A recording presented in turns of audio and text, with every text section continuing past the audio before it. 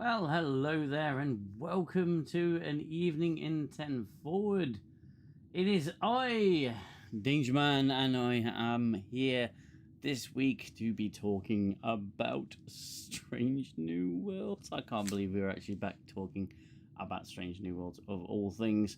And to do that, I actually have regathered the original ensemble to come and sort this madness out. We have with us at the moment Watch Nerd. How are you? Not too bad, thank you. Yeah, another week. Strange New Worlds, first episode, season 4. You know, we all knew it was coming, so wasn't as bad as I thought it'd be. So that's something. But yeah, excited to be back in 10 Forward. Yeah, it has been a hot minute since we've sort of all been together discussing a new Trek show because I didn't want to encourage you to have to sit and watch Starfleet Academy, and straight off the back of the previous season of Strange New Worlds, we thought that was pretty bizarre, and it turns out it was quite tame, really, with what we've seen so far, and then what they're telling us is actually coming. We'll wait until Xell gets here, because Xell's going to join the party. Until we start talking about the episode, but in general, we know this much. We know that Strange New Worlds has ended. It has currently begun its 4th season run, which is 10 episodes, and then I believe the 5th season is about 5 or 6 episodes, something like that. And it seems ultimately pointless to be talking about this show, and I've certainly not seen as much interaction with this season so far. It doesn't seem to be being talked about anywhere, for obvious reasons, because it's part of a failed Star Trek project, the new Trek project, and it's worn out its welcome. And I think there's a great deal of apathy that has already set in with a lot of the existing fan base for this show, let alone the more legacy Trek fans. What are your thoughts on it, Watch Nerd? So I found this episode actually so I'm going to say easy watching. That doesn't mean I'm saying it's good. I'm just saying I found this episode to be easier watching than anything in season 3. But easy watching doesn't mean obviously a good story or good writing. I think this was, if you could just switch your brain off and watch this episode for the 50 minutes it was on, 55, whatever it was, then you'd have a good time. The people I know who've had a good time watching it have just switched their brains off. But if you were to engage any part of your brain and ask questions, and that's when it all falls apart. Do you know what I mean? One, with the dialogue, 2, with some of the aspects of the history and the origin story and what that does to the kind of universe as a whole, the Star Trek universe as a whole. If you're just looking for something to just watch that's Star Trek like, then I understand why people like this episode, is what I'm going to say. Do you know what I mean? Yeah.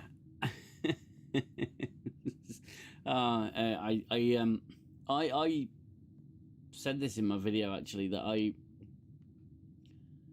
I had this feeling that although I thought it would originally be the Discovery crew that does it, I had this feeling that Kurtzman Trek would reach such levels of sheer effing hubris that they'd have to be responsible for the creation of mankind. I just thought it was going to be Burnham rather than Pike and his crew. I agree. It's a very switch your brain off episode, which is antithetical to what Star Trek is. It's not switch your brain off TV, unless you're dealing with episodes like Threshold and Zell's favourite episode. But I think it's I think it was a solid idea that needed a little bit more flushing out, but it didn't get that in most useful ways. It felt like they were they I said in my video that it opened with a bang, because it really did. But the more questions you ask, the worse it gets. The more you think about it, the worse it gets.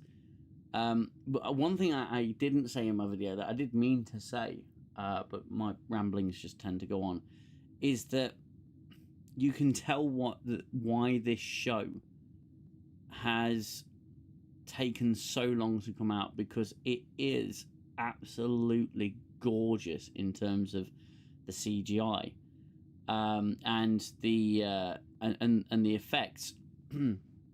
Post is very impressive, but it's lacking any kind of substance.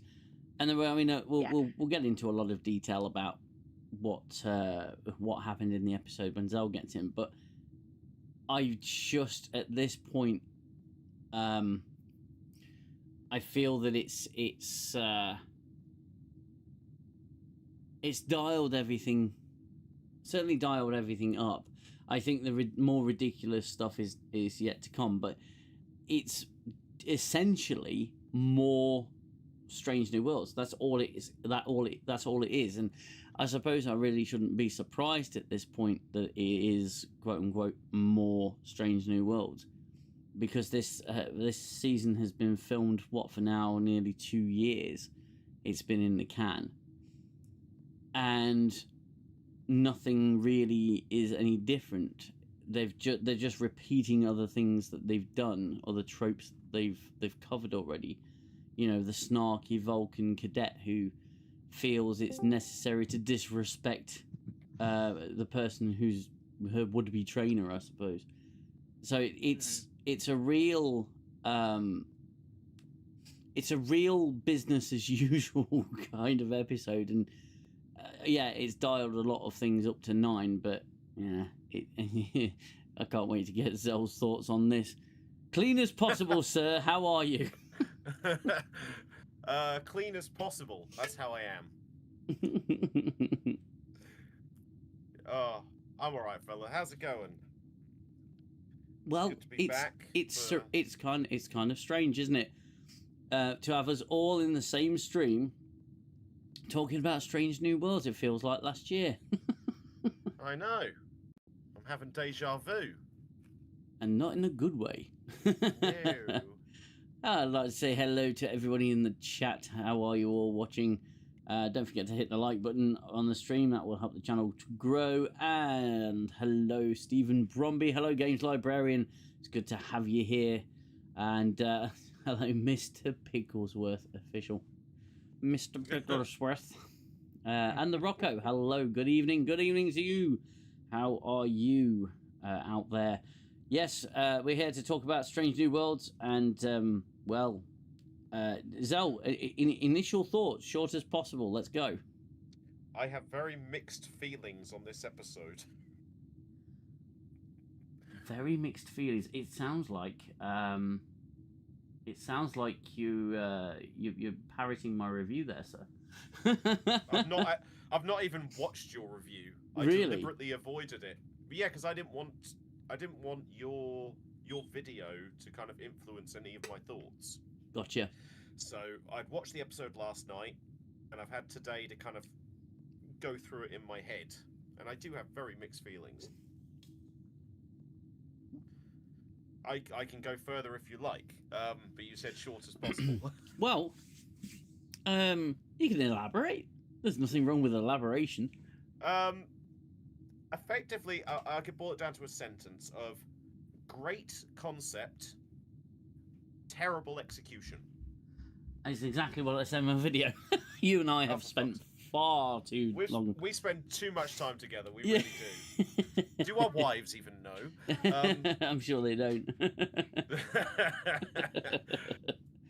Yeah, it came across as, on paper, it sounds like a brilliant episode of Star Trek. Mm. But how they've done the episode, I have a lot of issues and questions. There's parts where I feel like there's scenes missing. where characters would know things. It's like, well, how do you know that? Did we miss something? Like, Yeah, almost it very was cut odd. out just to save Yeah, time or something like that. Something like that. Little things. I am grateful that this episode did remind me how much I despise Pelia. I'd forgotten all about her. I'd forgotten all about her. I was like in this blissful place, and then I heard her voice. And I was in the phone box at the time. I was like, oh no, it's her. She's back. It's the second Doctor Who reference that woman has made. Yeah. And Okay. I, again, made that point again in my video. There's no point in you watching it at this point. It's fine. I don't need to watch it. Yeah. Don't. I need the views, so yeah, do watch it.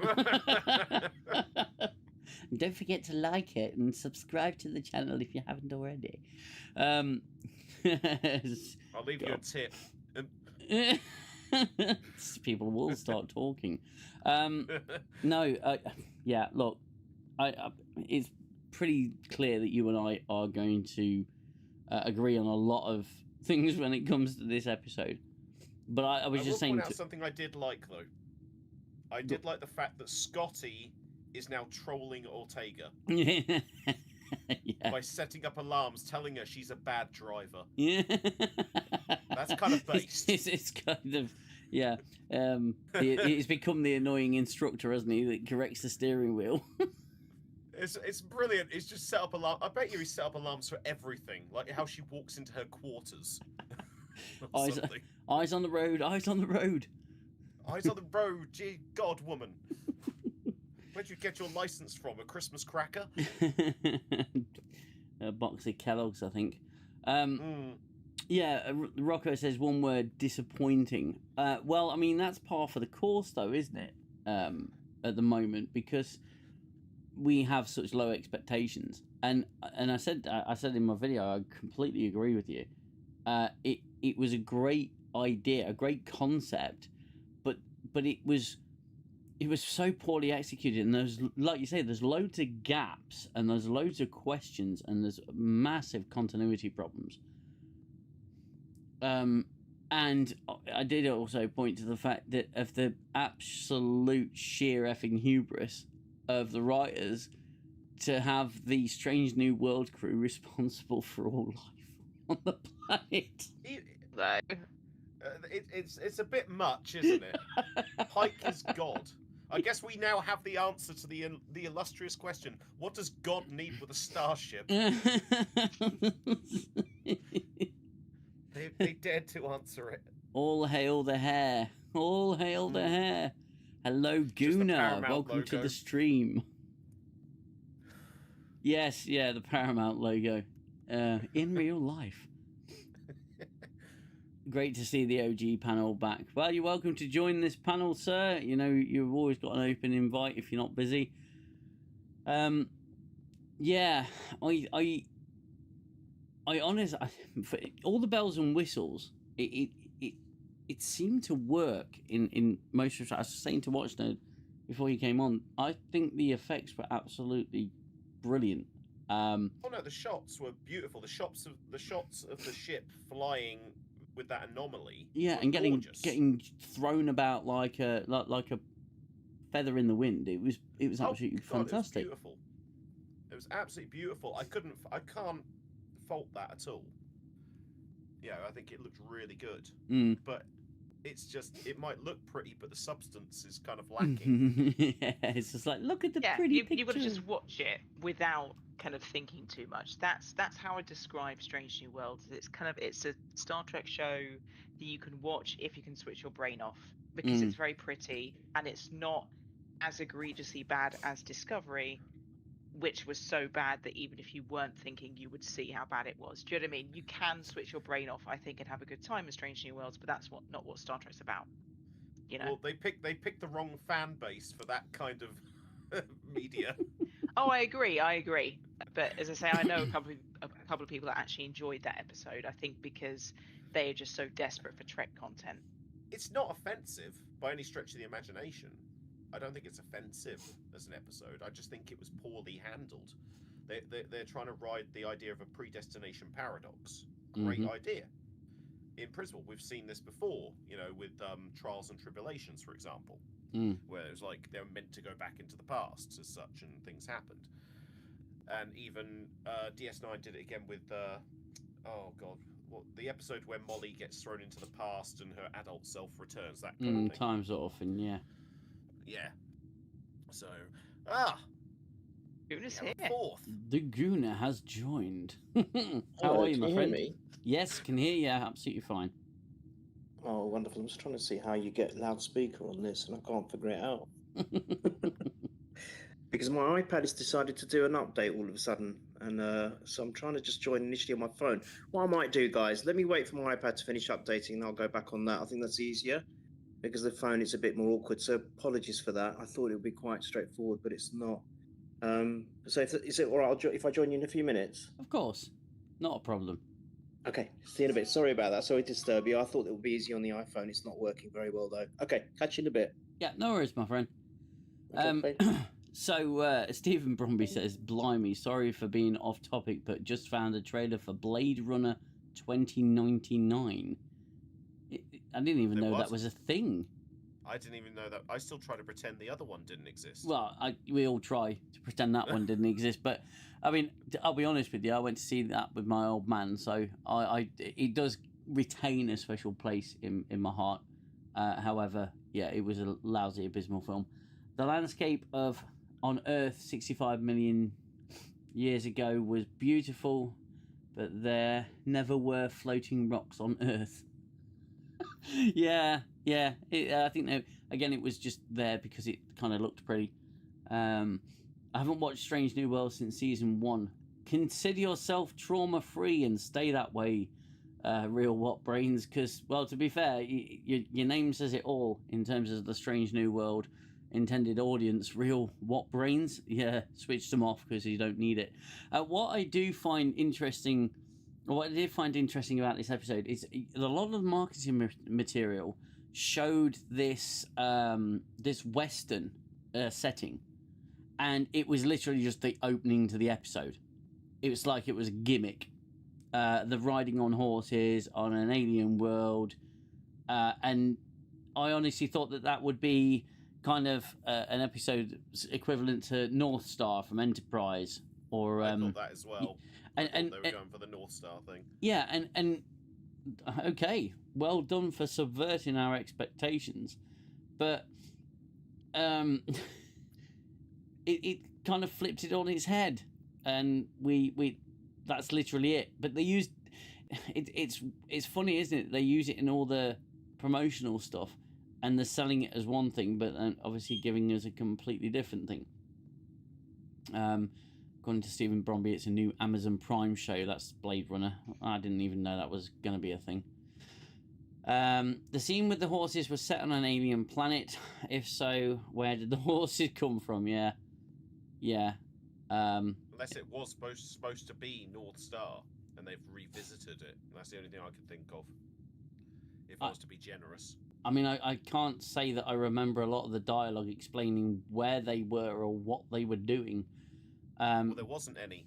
Well, no, I suppose they wouldn't even need to blend in, would they? Because the North Star colony was they knew about about Enterprise and Starfleet and stuff. So I do love a good Western. Yeah, I mean, if it was, then it might have been something interesting. But again, they just don't have the capability to write anything complex or nuanced. Opening the episode with that and then making it something completely different, I don't think is a particularly welcoming first episode of a show that's, well, on death's door. We're so positive, aren't we? Well, I mean, look, it was watchable. I mean, Yes. and I can't say that about any of the episodes in season 3, because I remember telling you, both of you, that in every single instance in season 3, I'd have to pause it 15 minutes in and go and do some laundry, put the dishes on, whatever it was. Yeah. I couldn't watch it all in one sitting. Whereas, to be fair, with this episode, I actually watched it all the way through, which is I've not done since season 2 of Strange New Worlds. So I will say that for it. You know, Yeah. a low bar, but it did clear the low bar. Well, I mean, I said in my video that I did have fun with it. There were some moments in there that I really did like, but by the time it was finished, I'd got my review done, and a lot of my afterthoughts on episodes comes when I edit the video together, because I'm like, oh fuck, oh yeah, of course, why would that happen, and why did that happen, and oh my god, how did they end up there? And I did have fun with it. Again, it's not Star Trek, and it's a show that we already know has an end point. And I think the fact that I'm going to be reviewing it, I agree with myself. It does seem ultimately pointless, because it's the only reason I'm doing it is just completionism. Is it me, or do these characters in Strange New Worlds feel like a cosplay troupe? Yeah, yeah, it does. Kind of does feel that way. So yeah, episode opens with a western scene. They're fleeing something for some reason. I think it's to avoid violating the Prime Directive or something. And then they're beamed back up to the ship. Is there a beep going on? Is that a beep from me? Can anyone hear a beep? Not from me. I didn't hear a beep. I'm on mute when I'm not speaking, so I don't think it's me. It does sound like a beep, though. It does. Maybe they're listening. No. I must be here. Yeah, there must be something going on. Yeah, and then they beam back to the ship, and we get the La'an Spock continuation of their hopeless romanticism, because, well, you know, who cares? Seriously, who cares about Spock and who he's banging? I've no desire to see Spock in a relationship. I don't know about you guys, but I really don't care. I just try and phase it out of my brain, because it just makes me cringe. Yeah. Because it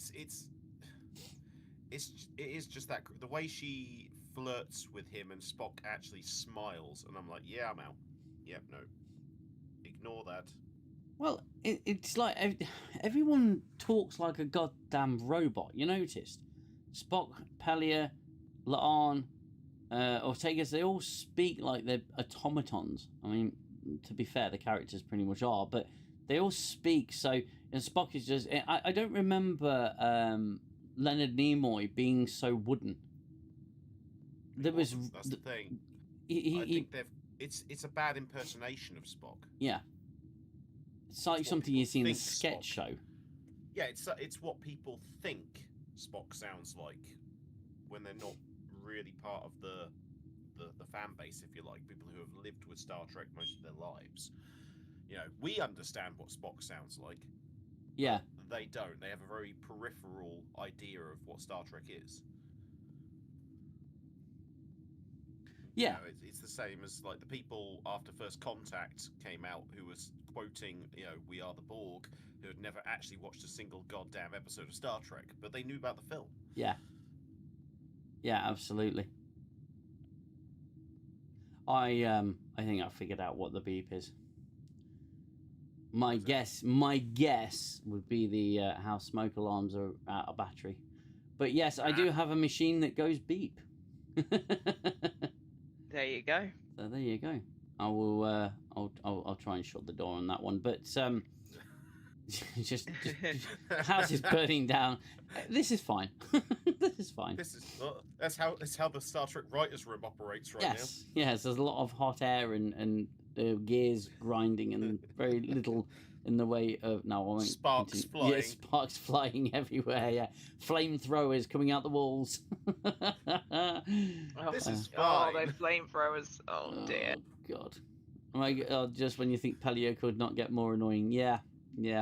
And talking about the the flying around in a telephone box. Yeah.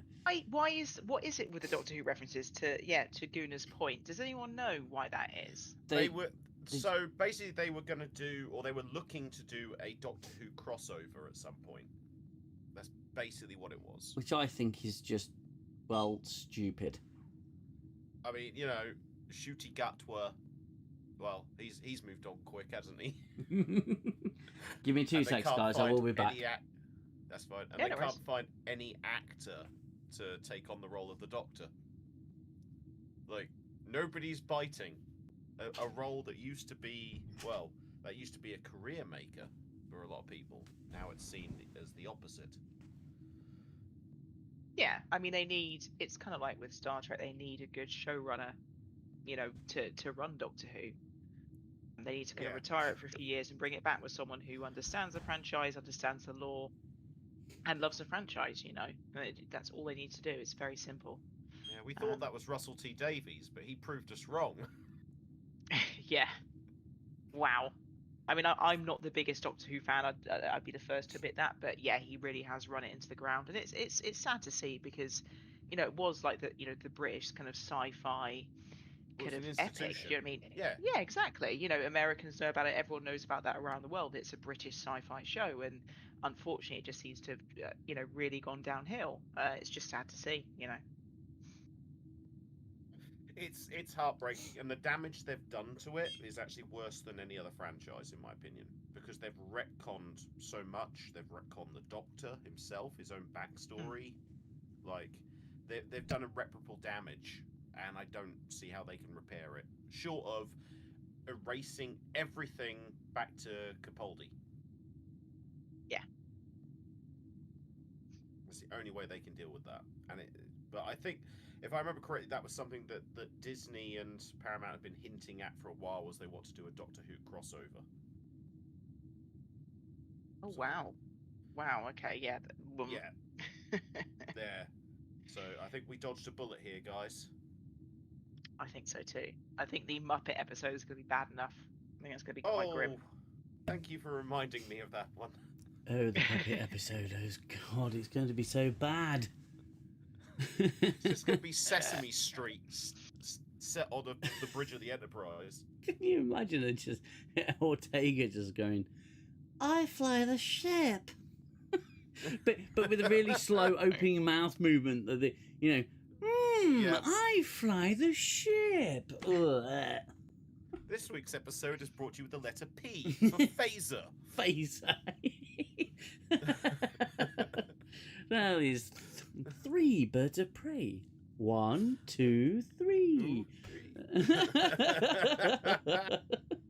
Why did they kill Hemmer off? I don't understand why they killed Hemmer off, and then we have to deal with Pelia. It's like Hemmer was a great character. He was awesome. They kill him off, and they bring Pelia in season 2. I'm like, oh. You got this wise. It gets worse. Why? It wasn't. He was an Anar, wasn't he? He wasn't Andorian. He was because he was blind. No, he was an Anar. So he's an Anar, and he's this wise old Anar who had lots of world wisdom to bring down on Uhura, and he's so profound as a character. And then Pelia comes through the door and says, "Out of the way, you're not actually annoying enough. I'm really annoying." And just pushes him off the fucking ledge. It's pretty much what it is. I mean, the actress is still playing the same character she played in Scrooged, let's be honest. Yeah. Okay, she's not playing a different character. But Hemmer was actually a really good character, and I think that's probably why they killed him off, because they went, the fans like this person. Yeah. He must go. Yeah. Oh, crap, we've made a decent character. I'll fix that. Not in my Star Trek. Not in my Star Trek. What's with I fly the ship constantly putting Scotty down? Well, to be fair, like Xell said, I think Scotty's kind of trolling her. Yeah, I really just love that. Everything she does, an alarm goes off. Yeah. It's like, keep going, my man. Keep going, Scotty. Who knew the Enterprise came with a friggin' black box? Look, at the end of the day, with just going back quickly to the Doctor Who stuff, I have no desire to see those two franchises cross over whatsoever. I'm not a massive Doctor Who fan. I do like the original stuff. I don't like a lot of the modern Doctor Who because it's. I think it's his best years was certainly up until oh my god, my mind's gone blank. The last one before the Jodie Whittaker. What was his name? Peter Capaldi. Peter Capaldi, thank you. That's just what I said to Watch Nerd. I think they have to erase everything back to Capaldi. Yeah, and anything beyond that is ridiculous. But the two franchises, in my view, are not compatible. So why keep trying to make it a thing? You know, we had the TARDIS in one of the episodes in season 3, didn't we? It was in the background, Yes.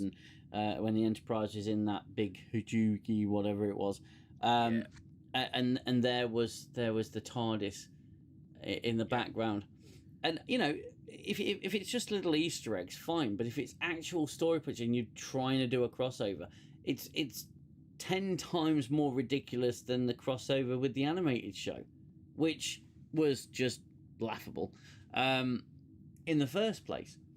Maro Botta has entered the chat. Hello, Maro. How are you, my friend? Hey-o. It is good to have you all here. Yeah, I don't like crossovers with other sci-fi franchises, not unless they belong in the same universe. You know. Yeah, like you could have 2 Star Trek shows cross over. Yes. Which we already had. You know, we had that with the Next Generation DS9 Voyager, hell, Enterprise to some degree, with the Regeneration episode. But I think I don't know. To me, it's kind of the embodiment of 2 franchises syncing at the same time, saying, "Hold on." Well, they've done a crossover in comic books. They've done a TNG crossover with Matt Smith's Doctor, if I remember correctly. Mm. And you know, it was okay, but it was just done as it's just fan service. That's all it is. Mm. You know, it was just done for that reason. Yeah. It wasn't anything like special or anything like that particularly. It was just a bit of fan service. Well, as Stephen Bromberry just said, because it would be cool and not for any legitimate story-based reasons. No, exactly, and that's the point. And it's just, you're right. I mean, there is no compatibility there between those 2 sci-fi shows. No. You know, No, there's no references. There's no similar thread points at all. They're very, very different franchises. Exactly. So, you know, I'm just glad they aren't doing it, but that was on the cards at one point. Yeah, and So no, I mean, I think a Star Trek, Star Wars would be crossover would be more believable because at least that's in a galaxy far, far away. You know, Darth Vader hunting down Riker. What did you do to my daughter?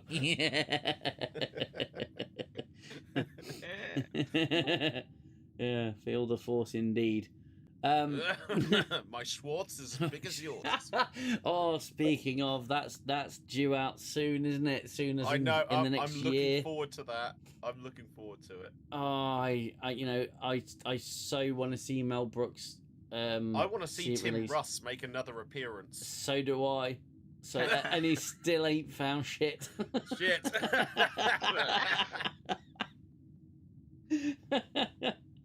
Gooner, he's back. Is everything working? Are you up and running? Are you operational, sir? I believe so, if you can hear me, okay. I can hear you just fine.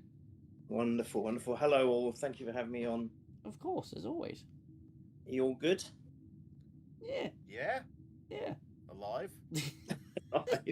after watching Strange New Worlds, that's an amazing achievement, my friend. For me, certainly. Do you think that maybe, just maybe, that it's the reason that we're mildly optimistic is because we certain amount of us enjoyed Starfleet Academy and enjoyed the concept and idea behind it, and now everything just looks so much better. Yeah, I think at the end of the day, anything is going to be better than that tribe, isn't it? I mean, us talking for 3 seconds is better than the whole of the Academy season. So I just felt that this was a bit of a back to basics in a weird way, as far as a new Trek can take it. I like watching it said. I had to stop initially after a few minutes because I had things to do. But then when I started watching it again, I watched it right through as well, which is quite unusual for me in new Trek. Just pretty much like what Ned was saying earlier. And I think I put it in the chat. The one thing I did like, it was more centered on Pike for a change, and I don't think I can't remember the last time any episode of Strange New Worlds was focused on him. It was focused on him, having that strategic conflict or battle with the enemy, who actually I thought was pretty good. I don't know about you guys, but I thought his nemesis in this episode was portrayed quite well. I don't know who the actress is, but I actually quite liked her. So just a very brief overview, because I know you're going through it in detail. But I just thought because it was focused on him, some of the stuff was quite interesting, like you had said on your review. And it was just watchable. It was something that you can endure without trying to pull your hair out at the same time. I'm not that I've got any hair, but just whatever hair I've got. Normally, I'm just like thinking, what am I watching? This is ridiculous. This is awful. This is making my head spin. I have to stop for after 5 minutes and start again. And it wasn't like that. It was something I could just kind of let flow. And yes, there's some really ridiculous things. The fact that the ending, and you've said it in your review, that the Enterprise crew is responsible for the whole of the existence of humanity and so much more. That's a little bit far-fetched for me. I mean, I think it's just they're trying to, I don't know, writers doing their best at being idiots as usual in new Trek. But I think overall it's probably one of the better episodes for a while. And I think, like you said, from the fatigue of Academy, anything, if it was going to be just as bad, I mean, God help us all. But I think it was watchable. It's just a shame that now after that we have a Muppet episode to look forward to. I'm not quite sure when it's going to appear, but it's going to be going back to the ridiculous again. And I did kind of like it, and I'm saying that loosely. But I think compared to what we've seen, it's been one of the better new Trek episodes. That is my overall summary. Yeah. Throughout you saying all of that, I remembered something about the episode that I did mention in my video, but because they had the Bob Peck Jurassic Park moment, didn't they? But it was literally it's just like the clever girl moment where the dinosaur surprises a lot on and she just punches. What are we watching? Rocky 87. It's just punches. And then the first thing that went through my mind was Rimmer saying, "You want to get into a fist fight with a T-Rex?"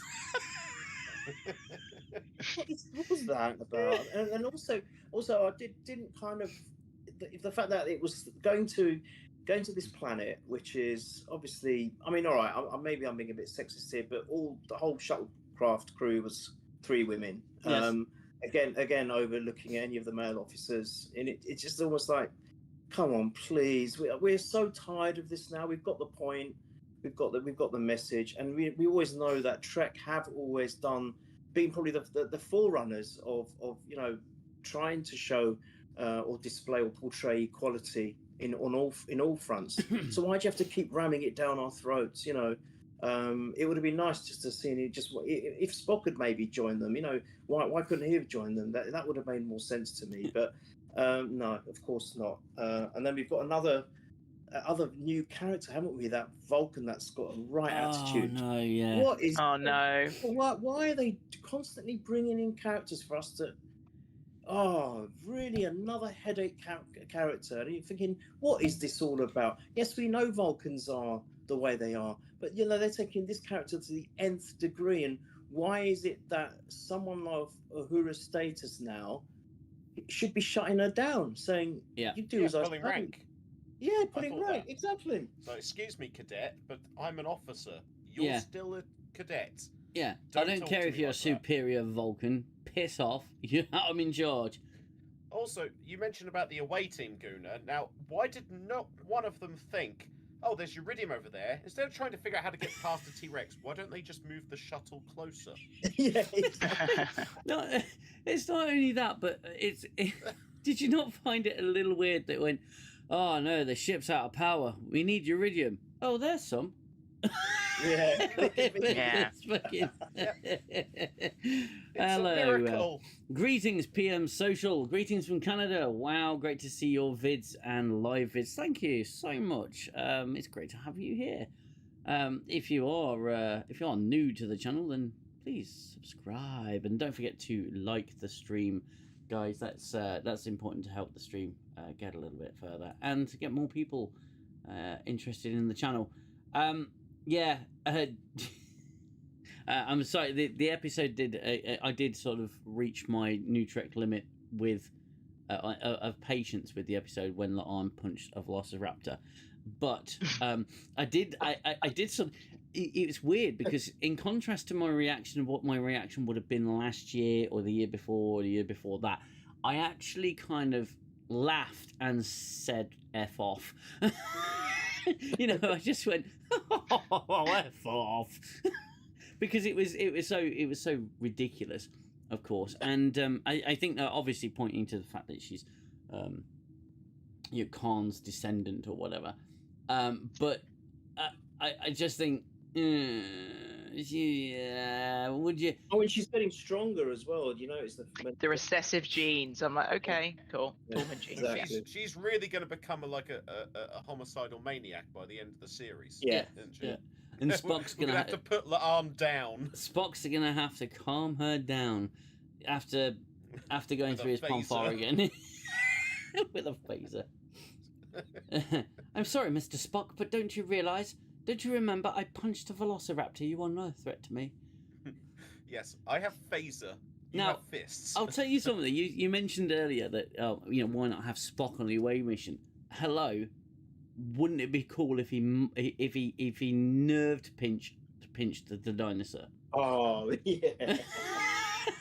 And Have I'm a sorry, mind meld with it. yeah, a mind meld with it. Well, yeah. You know, like with George and Like the Gracie, whale. but with Clever Girl instead. Yes. She's pregnant. Yeah, great. Yeah, Clever Girl is pregnant. Not that clever then. Yes. I can see them copying. What's it? The Orville, where what's the again? I always forget her name. The character that's got the strength. Yeah. And she starts having an affair with the engineer, the one that becomes. I've forgotten all their names. now. Talia. Alana the So- Orville? Is she No, Alana? it's Talia, No, isn't it? Alara. Alara, yeah. Not the Alara. first, the second one. The one Yeah, that takes Talia. over. Yeah. Talia, yeah. And she has, Oh, Talia. Right, and yeah. she has a relationship. Is it with the engineer guy? Yes. John. And he keeps getting her in bed. I can just see that now happening with Spock and this one now. They're just going to copy it, aren't they? It's That's gonna be a hell of Spock an spitting his episode. teeth out. I want to be with you, but I can't. It's not I'm surprised they logical. didn't copy the Jeff Goldblum meme from Yeah. Jurassic Park. I was like, Oh, that's yeah. an awful lot of shit. You know. Yeah. No, I'd just be Spock laying on a bed somewhere, injured, with his chest sticking out and just breathing up and down. But yes, so the Enterprise, encounters a wibbly wobbly timey wimey distortion in space once again, and gets thrown back in time. But they don't realise they've been thrown back in time, and they send the three women in the shuttle down to the planet, whatever the planet may be. Of course, we know what planet that is. And yeah, we did see the promotional material for the dinosaurs, the stills and in the trailers and such. But they turns out they're on Earth 65 million years ago. Just happens to be 65 million years ago. There's no sort of explanation as to why it's specifically 65 million years, and why they're out in the middle of nowhere in terms of space, and they end up back at Earth. So there's no locational explanation and there's no temporal explanation. It's just they're there, and it as it turns out, there is a it's called Sol 5, the planet that's basically where the asteroid belt is now, so that should give you a clue as to what happens to it. And it's a bug planet. It's an ugly planet. it's an ugly planet. It's a bug planet, and it's literally full of cockroaches, giant cockroaches. And then you got Mars is occupied by Martians who say that they're from Mars, because they call it Mars. just randomly called. They also look like, I don't know about you, but they look like Timu Romulans. Yes. Well. Yes. Yeah. No point it is. I thought they were I thought that they're like an early guise of Romulans. That's what I thought. That's exactly what I thought. So they do, didn't they? I thought they were initially. Even the costumes. Yeah. Were very Romulan. Yeah. Yeah. I agree.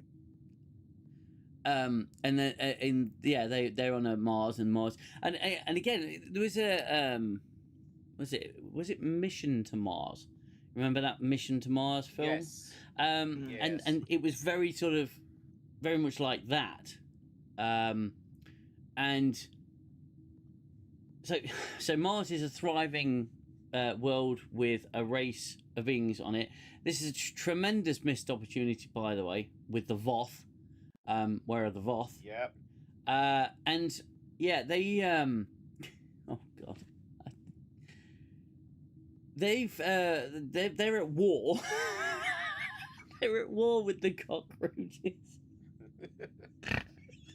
They're at war with the cockroaches. Because the cockroaches crashed a big ship into Mars and created the Valles Marineras. I don't think I said that right in the review, but yeah, it's okay, don't worry. The giant Grand Canyon but it's like there's no explanation as to why the bugs have ships. I mean, it's believable because hello insectoids, but that must have been a bloody big ship. It's a planet-sized ship that carved a gorge out of Mars. And they've been at war with them, and clearly it's a pretty hectic war. It just doesn't make any fucking sense. The more you think, reminds me of Independence Day. Sorry, it reminds me of Independence Day, the film. Yeah, like they were like locusts who were just swarming from planet to planet and consuming all the goodness and moving on. I think they've just copied that. It seems like that anyway, a little bit like that. Yes, but the Martian. The planet's in between Mars and Jupiter, isn't it? Planet, the Sol 5, the cockroach planet. And it's a warring planet, but there's no deep dive into what they called. It's the doldrum or the dodrum or something. Which is literally doldrum, which I found really really amusing. But there's no backstory as to them, their evolution, what kind of race they were, or anything like that. They're just cockroaches, or giant cockroaches, and the Martians are like this. They're relatively peaceful. It's just they're at war and they have to be really cautious because this ship from the future that they don't know is from the future has come back to the past, and it's. The more you think about it, the less it makes sense. Not that it made a great amount of sense to begin with. Hello, Gavin Unit. I still don't know how she figured out that the ship was from the future, because that was a scene that was apparently missing. As well. Where she suddenly decides to say, oh, I know you're from the future. It's like, how? What was their thing? And she knew that Mars was a red destroyed planet in their time, and it's like, how did you find out this information? Didn't she say something about she got it from the computers when they were looking at the weapon systems? She managed to access some information from there. Well, I might be wrong. I think that's what she said. Yeah, they kind of extrapolated. They got access to the computers. Yeah. I don't know, just a bit of detail. Maybe I missed it, but I just thought that was a bit odd that suddenly she just knew. Same as the away team knowing that there's Martians above. Yeah, like, that was odd. That I agree. When did that communication happen? Yeah. So, again, this is why I felt like there's certain scenes missing from this episode. Yeah, agreed. I mean, it's great. I mean, as I said at the start, like in concept, this is a great idea. In concept, like this is something you could picture, because something as well that the time travel wibbly wobbly thing, that anomaly they were studying was basically like a massive storm, wasn't it? Yes. There was something about it's got the power of a supernova. And I wondered if this is them saying that they've accidentally done the slingshot maneuver. Yeah. Yeah. Fly around the sun at warp, and you go back in time if you calculate it right. And this is more of an accidental thing. But yeah, it's just such an. It's not offensive episode, and as Gooner said, if you switch off your brain, you can somewhat enjoy it. It's true. But it's. I'm sorry, I can't switch off my brain. I don't have that capability. I can't. I was sat there the whole time going, this doesn't work. But as Watchner says, it's not what we're here for. Star Trek's high intellectual sci-fi. But the funny thing is, it's got like the power of a supernova, this storm, to send the ship back in time 65 million years. It's a tremendous amount of energy, and even Spock in his robotic voice says, to get back to our time, we would need the power of a supernova, sir. And instead they use an antimatter device exploded in a planet's core to do that. It's like, yeah, they're not the same thing. They're not even remotely the same thing. No, a supernova close. A supernova is felt for light years. An antimatter explosion is felt for kilometers. It's like there's a little bit of a power difference there. How much antimatter did they steal from the ship? Like, seriously? I know. I mean, considering there's probably like a microgram, if you could measure it that way, of antimatter in a photon torpedo. To power a starship, the antimatter storage tanks are actually quite small. Because you don't need, in terms of quantity, vast quantities of antimatter. Well, I'm just thinking, because when the Enterprise D's star drive exploded, Viridian 3 was quite lucky, really, not to get blown up along with it. If we're literally taking what they took off, Enterprise, was only a portion of their fuel. Like, how much fuel have they bloody got on that ship? It's crazy. They're carrying the antimatter storage pod around the ship, so it's not big. It's a couple of blokes carrying it. It's about the size of that Klingon cloaking device that Quark nicks in DS9. It's not that big. No. And are they the same writers that did the episode where we saw in Academy, God help us, where they mined the whole of the Federation? Is it the same writers? They're not thinking about things really clearly. Gooner, you're bringing back my trauma, man. Okay, I'll start. I didn't even watch the show when I heard about that. All I had to do was just watch other people's reactions. I only watched the first episode, and that was enough. Xell, you really did the right thing. I'm not joking. Mined the entire Federation. They mined the entire Federation. They mined it all. Not just in a two-dimensional border, but in a 3D bubble. Bubble of mind. The top, the middle, the bottom, all the way around. It's like, I'm sorry, how? How did no one notice them doing this? It's not exactly a set of car keys. It's not exactly inconspicuous. No.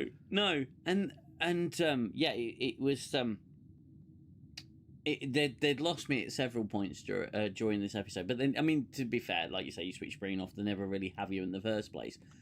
But yeah, T-Rex. They stun a T-Rex. Looks pretty dead afterwards, to be fair, if I'm honest with you. I was going to say, that looks more than just stunned. Its eyes are open and it's just laying on the floor with its tongue sticking out. I felt like John Cleese was going to come in and go, "It is a dead T-Rex. It has gone to meet its maker." She shot it in the mouth. Yeah, brutal. Turned me into a clever girl. I got better. It is an XT-Rex. It's an X-Rex. It's. Yeah. Oh god. The thing is, again, missed opportunity with the Voth.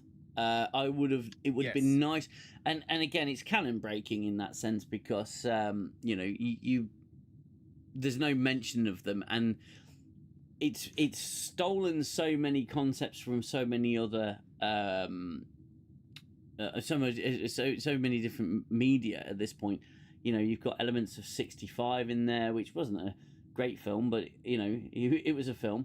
And obviously Jurassic Park and Mission to Mars, and it's not an original idea. And yeah, if you switch your brain off, it's good. Hello, anti-derivative Jill. I'm sorry, I didn't see you come in. I saw that notification. Sorry, yeah. Welcome to the stream. I've not seen the latest filth. Yeah, I'll be honest with you. It's worth a watch just to have a laugh. It's not massively insulting. It's not going to rot your brain. You just have to remember to switch it off. It's like a lightning storm when you turn all your electrics off just to protect them. Do that with your brain, and I think you'll be okay. You're in for a bit of entertainment.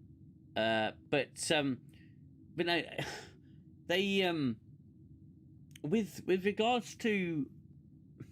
The concept is great, as you've said, Xell. It's absolutely fine, but they just don't know what they're doing enough to pull it off.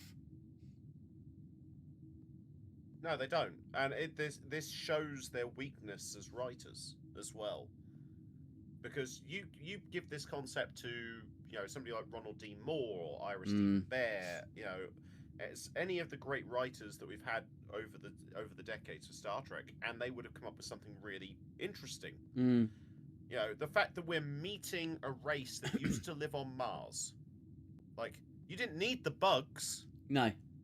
You could have even just focused on that to go, my God, there was a whole civilization in our solar system long before we even evolved.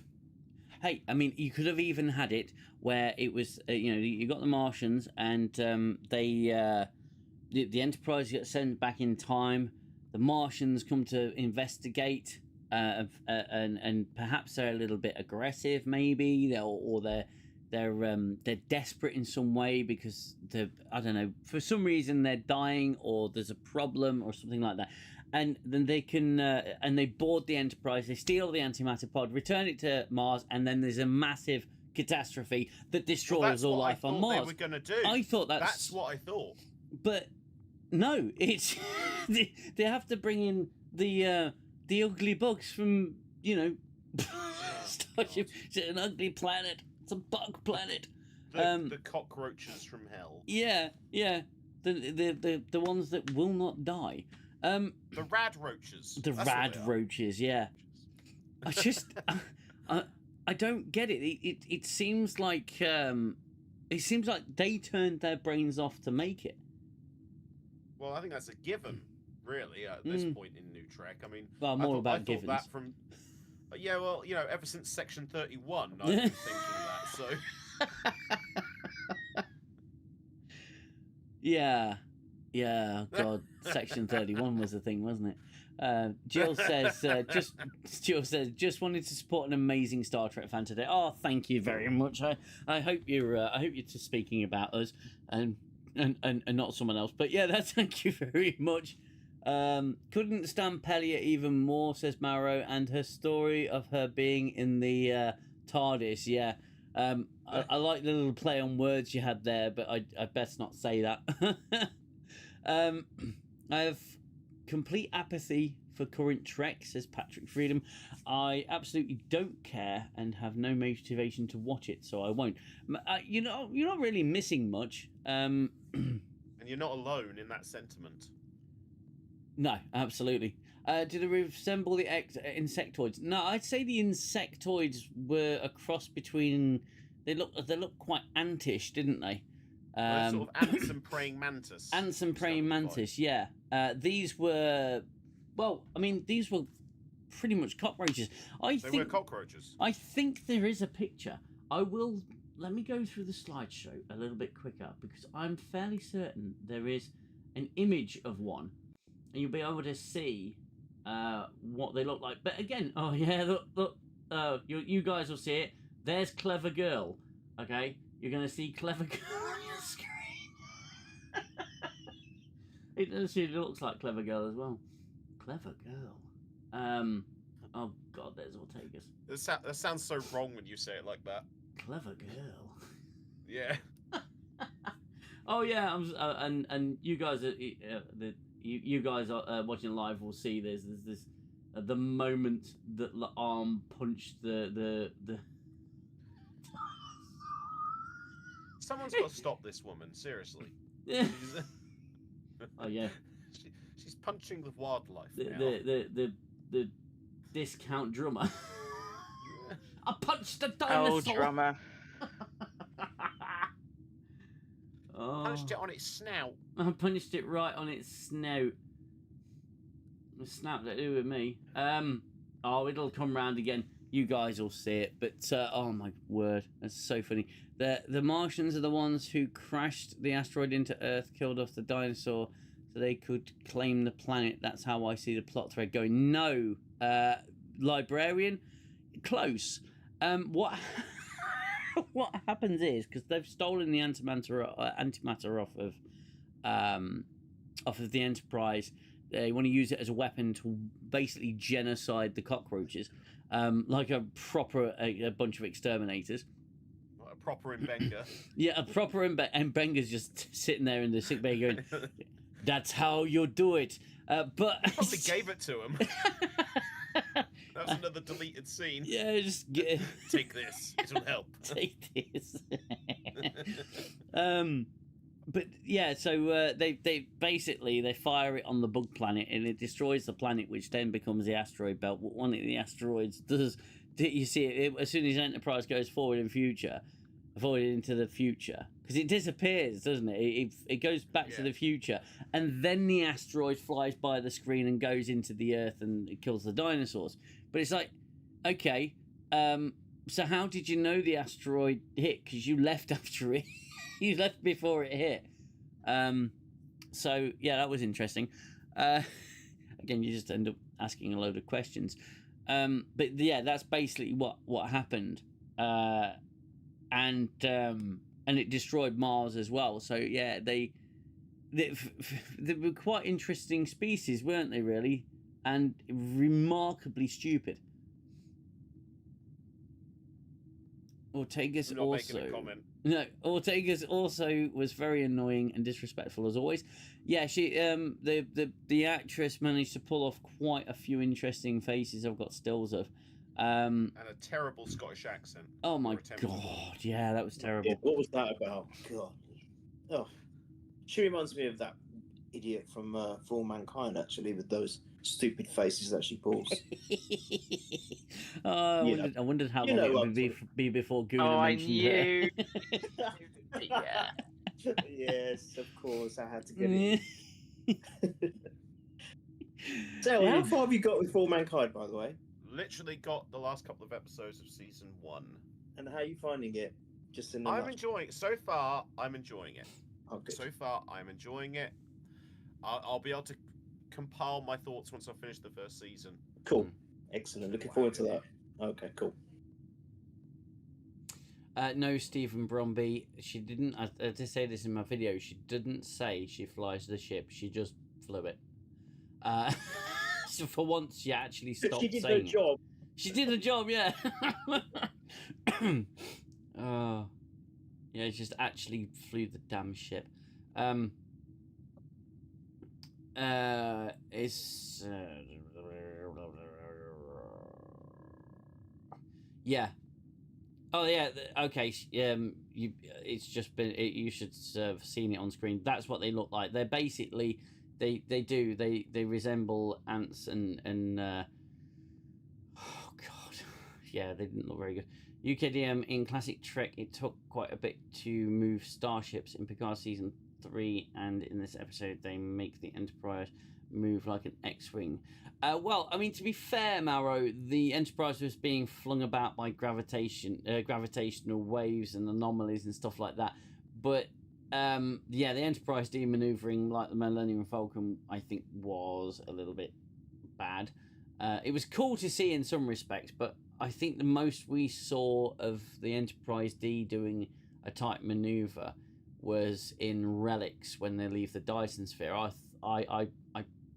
Well, my eyes practically popped out my head when the Enterprise did that. I absolutely loved it. But it's not a fighter. It's a big liner basically. But yeah, the Enterprise was getting flung about in this episode. And everyone was sick afterwards. Yeah. With the way Data was piloting. Oh well, yeah. But the thing is, we in this one, the cameraman I think was trying to make us sick because they do the rotating freaking camera way too often, don't they? Yes. There was one, oh god, I felt absolutely nauseous watching that. What about the episode in the Next Generation where they were trapped in the asteroid field from the ancient trap? Yeah, I mean, it was a pretty slow maneuver. But yeah, okay, I'll accept that. It was Picard coasting. Yeah, out of coasting. an asteroid field. And doing the handbrake turn. Like a boss. Like a boss. Even Data's impressed. He just said this. He goes, "Oh, you very impressive, sir." like Picard needs that validation from an android. He's like, bitch, please. Yeah. I didn't get these 4 pips for nothing. The Drift King. Star Trek Asteroid Drift. Asteroid drift, yeah. But yeah. So again, the episode kind of sort of wasted the conundrum at the end. So Pike realizes he sort of stops and has this hunch that he's got to let things happen because if it doesn't, then humanity won't ever come into fruition. And they spend about 30 seconds discussing this conundrum at the end, this moral quandary, and then Ortega says, "Right, who's up for a piss up?" and they all fuck off to the bar. I like that. I thought that's hilarious. It just kind of summed up what New Trek is. It's just like, whatever. Yeah. It's over now. Can you imagine that in TNG if Riker just said, "Right, let's all go to 10 forward to get sloshed." Never mind. Let's just witness the extinction of a species, and they're just like, right. Anyway, let's go to the Winchester and wait for it all to blow over. That's funny. Oh, and even in the bar, you have that annoying Vulcan cadet. Mm-hmm. Oh yeah. Laura, like complete rubber. I don't know. That was very odd. It's What like was the point of her at all in the episode? What was the point of it? I have no idea. Had no point Possible at all. new character. Let's see how the fans take to her. Oh. we got ourselves an edgy Vulcan. Oh, she's a bitch for a Vulcan. Yeah, they really misunderstand Vulcans, don't they? They really do. Let's go to 10 forward and wait for it all to blow over. I might make that the logo of the show. I did like Mbenga's little talking point when he pointed out to Pike, though, that the genetic material of the Martians has been seeded on quite a lot of other alien worlds. That was a nice touch. Yeah. Yes. Yeah. Yeah, So but like, panspermia, isn't it? Yeah. That's what they call it, panspermia. No, genuinely, that. No, I'm not making it it up, just, but it just sounds wrong. Yeah, well. But it's to say, it's like, it's kind of, I guess it's a way to kind of magic away the fact that they were, completely wiped out, the Martians, who call themselves Martians, the fact that there's their DNA and however many races in their modern universe. But you just think, yeah. And I also thought they kind of look too Vulcan-like for me, the Martians. That was a bit of a weird one. With the elf ears, Yeah. I thought that was odd. But there's never anything set. They did have pointy ears, and I just thought, oh, okay. Is it going to be a thing? They were kind of like spoon ears, weren't they? Yeah, they're more sort of rounded. Yeah. So I didn't really know why they made do you know what I mean? But I was like, what was the point of the prosthetic pointy-ish ears? I was like, is there going to be something said? No, there wasn't. So, No. dunno. I just thought Romulan because the outfits, the face paints done a certain way, like a proto. Yeah, Romulan. Vulcan, Romulan. Yeah, I thought maybe something like that. I thought they'd have said something, but they just didn't. It's just Does anyone else find it really weird as well that they've got this absolutely massive, technically superior ship to the Enterprise, but they haven't yet figured out how to go to warp? Yeah, I did. I I thought thought that that was odd as well. and they can phase in and out of like solid Yeah. material. And Yeah. I'm like, why don't you have an antimatter reactor then? That's very bizarre. Exactly. So, you mean, know... Even if they'd offered an explanation if they use something different to warp drive, like something different to travel, the fact is like they've never left the solar system. I'm like, but that ship is huge. They've got a tractor beam. They can phase through walls. They don't want to leave the solar system. No, it's so bizarre, and like I'm sorry, but they're that technologically advanced. Bugs are a threat to the Bugs are the problem. They have no raid. They are raidless. Oh, I'm just thinking of Men in Black now. Yeah. Zed, we've got a bug. Don't start nothing. There won't be nothing. Be nothing. Well, sorry, was that I'm sorry, was that your auntie? You and I, sir, have got to stop talking to each other. We're going to Yes, destroy we this have. world. We're going to destroy the channel, let alone the world. Yeah, absolute crazy. Aren't they sort of reusing the plot line from The Chase here? No, that was Discovery season 5. Yeah. Oh yeah. Oh, don't remind me of that. Oh, no, yeah. that didn't happen. That didn't happen. That takes me back. No, that didn't happen. That Oh, didn't no. exist. I'm Sorry. so glad I was drinking for that one. It was a dream, or a nightmare rather, nightmare. Yeah. That ensign who was piloting the piloting in Relics was great. I should remember her name. It was Ensign Reaver, I believe. Yeah. Her name was Ensign Reaver. She was in a fair few episodes, actually. She was also in Schisms, because she was Yes. abducted from the Enterprise. As Matt Ross enters the chat, like, oh my god, we're going to Barsoon? I have no idea. Matt Ross being Matt Ross, how are you, my friend? It's good to have you here. And You see what you just said there about the ensign. The ensigns are all the characters that made kind of cameo appearances in shows like The Next Gen. Yeah. But they were so good. They were so well done. They were so well written and acted. And they had a reason to be. You know, even was it Leffler who ends up with Wesley Crusher? Yeah. I mean, you know, she before that episode, I think it was The Game, but she appeared in a couple of other episodes. She did, before yes. that when she was you know, gaining some, you know, respect and some rapport with LaForge, and it was all done so well. And then you get this Vulcan thing appearing in this, and you're like, Thing. what is that all about? I mean, it's just so that's the difference, you know. this Vulcan thing. Sorry, I didn't mean to. Brilliant. No. Well, I No, did. I'm proud. I'm proud of you. Proud of you, Gooner. Proud. Come to the dark side. We have cookies. That thing.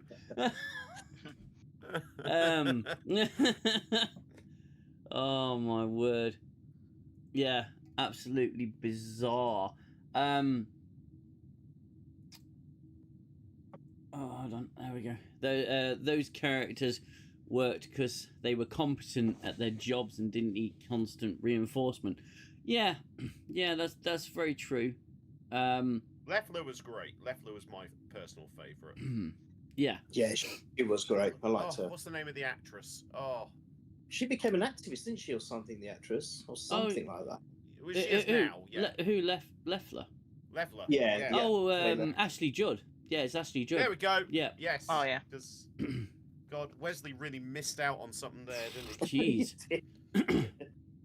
He'd rather have. We do good like time. Ashley Don't Judd. forget- I also like the chick who was from Total Recall who bumped into Picard. Yeah, she was the try, wasn't she? Yes. Yes. Well, Yes. somehow a memorable character. I can't imagine why. Riker knows. Basically, Picard should have turned to her and says, "Stay away from Riker." Oh dear.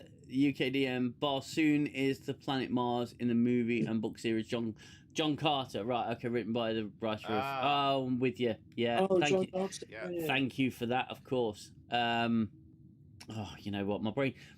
I'm in shutdown mode, so sue me. I haven't seen it, but this is ridiculous enough for me to believe you. Yeah. This is crazy. This episode is bonkers. But I did say it was bonkers in my review, and like I said, I didn't hate the episode because I didn't feel that the episode was resenting me for watching it. No. I think it. I don't think it hated me. I think it was just. Though. Sorry. It presumes you're stupid. Oh, though. absolutely. That's the problem. It's hoping that you are. So it's just, you just got to be Taylor Lautner in the Ridiculous Six and to watch it.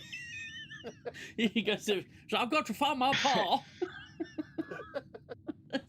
Yeah, you just got to you got to switch your brain off, like we Yeah. said. Like if you want to enjoy this episode, it wasn't offensive, as you say. I'm sure there's going to be episodes in season 4 that will be offensive. I'm pretty sure the Muppets episode is not going to be great. There's one that's in black and white. I don't know whether that's going to be some kind of a film noir type thing. I don't know. We'll see. But yeah, I don't have high hopes for this season. I was just glad that I could sit through a Strange New Worlds episode without thinking I need to go and do something else within about 5 minutes. Yeah. That was something. Yeah, it's a very low bar. I'm sorry it's come to this, but what can you do? No, I agree. I agree. Yeah. Yeah, I think I made this point in my video as well. It'd be interesting to see what scientific explanation they come up with why they're a bunch of Muppets. Oh, God, I know. I mean, it was bad enough for like Spock's pseudoscience explanation for how they're going to get back 65 million years. Oh, yeah, if we just use the shockwave from the explosion from the antimatter. Fly into an explosion is the solution. And that's going to push us. And I'm like, okay. Or, I don't know. I don't know. Maybe they could have used something a bit more intelligent, like, I don't know, what the Orville managed to do. That was, yeah. I'm sorry, but that was ingenious in that episode. Turn off the protection to time and space and go to warp. Yeah. Such a great idea. Beautiful. Fantastic. Yeah. What does Spock say? Well, you remember that butterfly from last season? I think we should use a stimulus tactic to that. Oh God, not that episode. Oh dear. Oh, I'd almost forgotten about that. Oh no. Chernobyl butterfly. Like, about it that, just Phil. felt sad.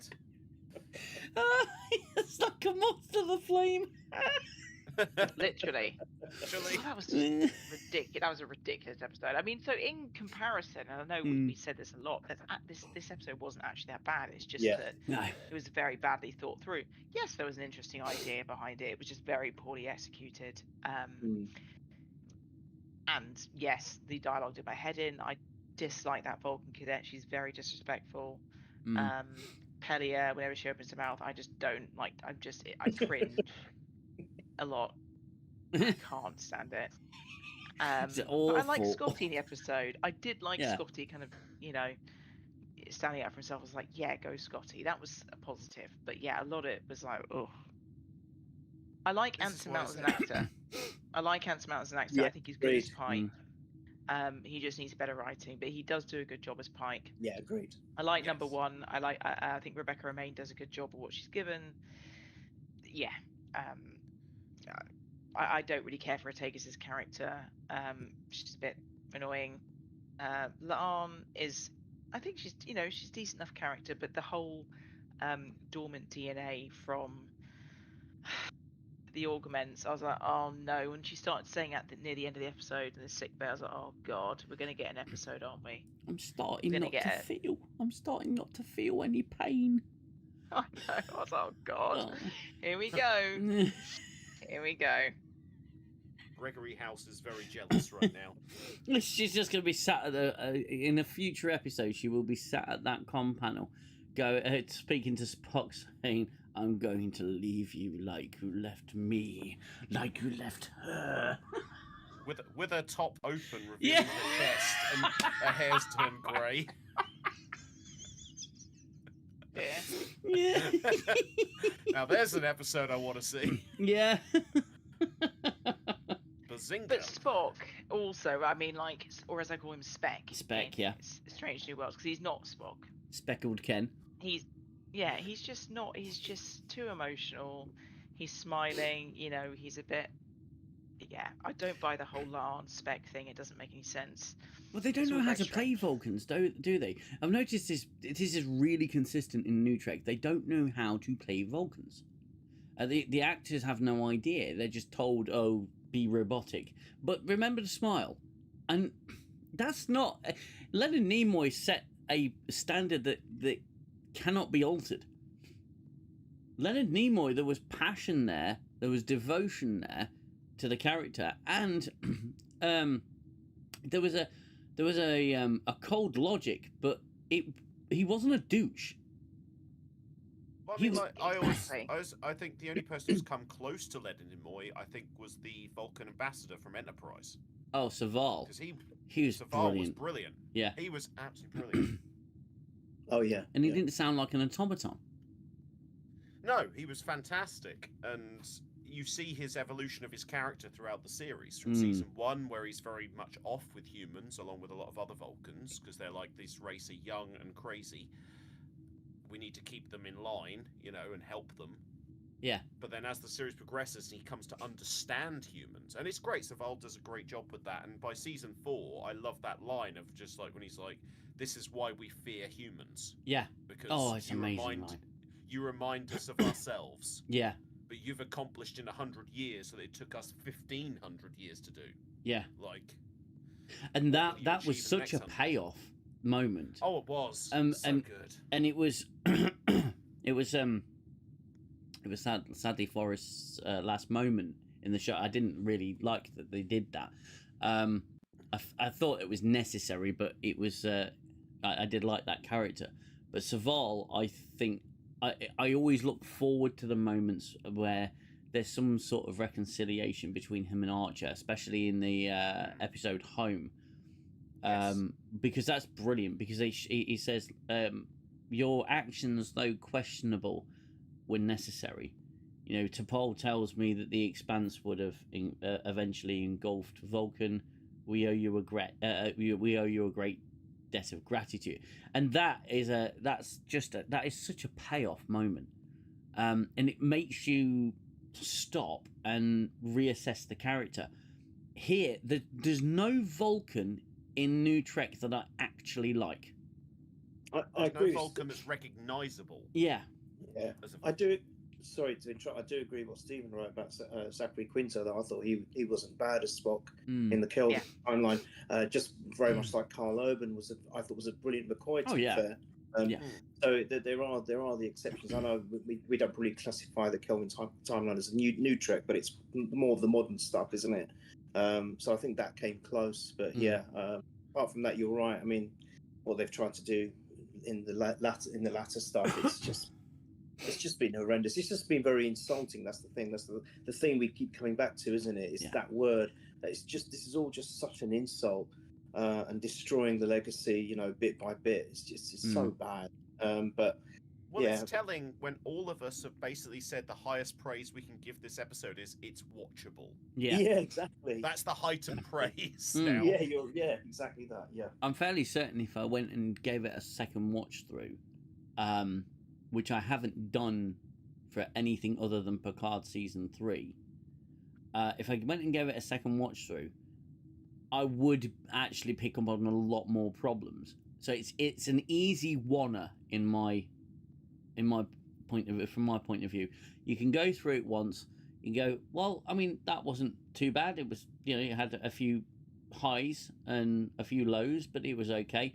But you can't go back and rewatch it, and because you'd start to pick it apart. Now, it's taken, as a Star Trek fan, it's taken me watching Star Trek quite regularly for the last 5 years to start really picking up on problems, gaps in the story and everything. That stood the test of time so long.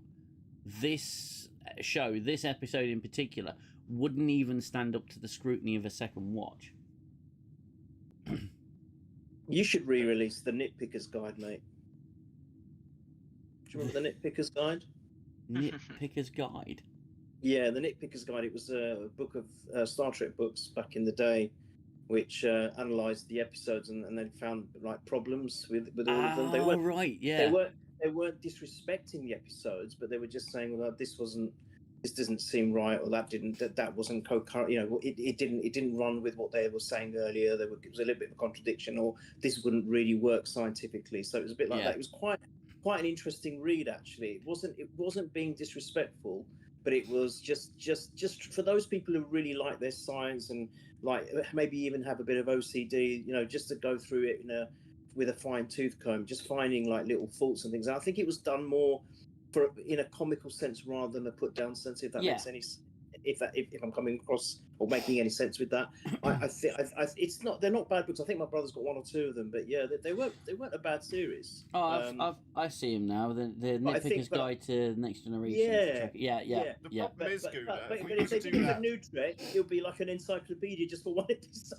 It would be a multiple volume encyclopedia you could order from your catalogue. That's it, Xell. Exactly that, yeah. Be a book for each episode. Yeah. Yeah, that's it. Oh God. No, yeah, absolutely. And I mean, at the end of the day, you can nitpick a lot of things in Star Trek anyway. I always, and I've mentioned this before, but I always liked Star Trek Night over here in the UK on BBC Two. I think it was a one night sort of special where they did a load of documentaries on Star Trek, a lot of interviews with people and everything. It was a great evening. And they were sort of, they had is it Lawrence Krauss telling us a little bit about transporter technology and what it would take to actually do what we wanted it to do. He says what you've got to do is you've got to know where every single atom is in the body, keep it in stasis, turn it to energy, turn matter to energy, and reconstitute it in exactly every single atom in exactly the same place somewhere else. And you would need far too much power, but you'd also, in order to store that much information, you'd need hard drives stacked from here to the center of the Milky Way galaxy just to transport one human being, which I always thought was a fantastic put down of the transporter system, because it's just like it would take that much energy. Now, okay, the writers wrote in ways around that because they use antimatter to power the damn ship in the first place, but that, again, we can do that with Star Trek. No writing is so tight and solid that it can't be picked apart, but it's about how much suspension of disbelief we're able to conjure together and how much of our resources we have to put in to suspend our disbelief. Now, we've already said with this episode, you need to switch your brain off and you'll be okay. But if you think about it, well, this is where the episode falls apart, and that is never a good sign for Star Trek. Or anything that resembles Star Trek, at least. Yeah. It's always been like a skin deep imitation. Strangely was like it. I think that's why some fans do like it, in that it wears a skin suit of pre-2005 Trek. And so I understand why some people like it. Each their own. It's less egregious than Discovery ever was. But yeah, as I said, I wouldn't bother unless I was going to be on this stream. I just wouldn't bother watching it. It's just not a great use of my time. But no. Yeah, this episode was all right. I think it's probably going to be one of the better ones of the season, honestly. You know, I don't see the rest of the season being great. I'm sure that we'll see more La'an being a Noonien Singh, and more Spec and Muppets, and you know that's I'm great. looking forward to the dragon. I want to see the scientific explanation for that.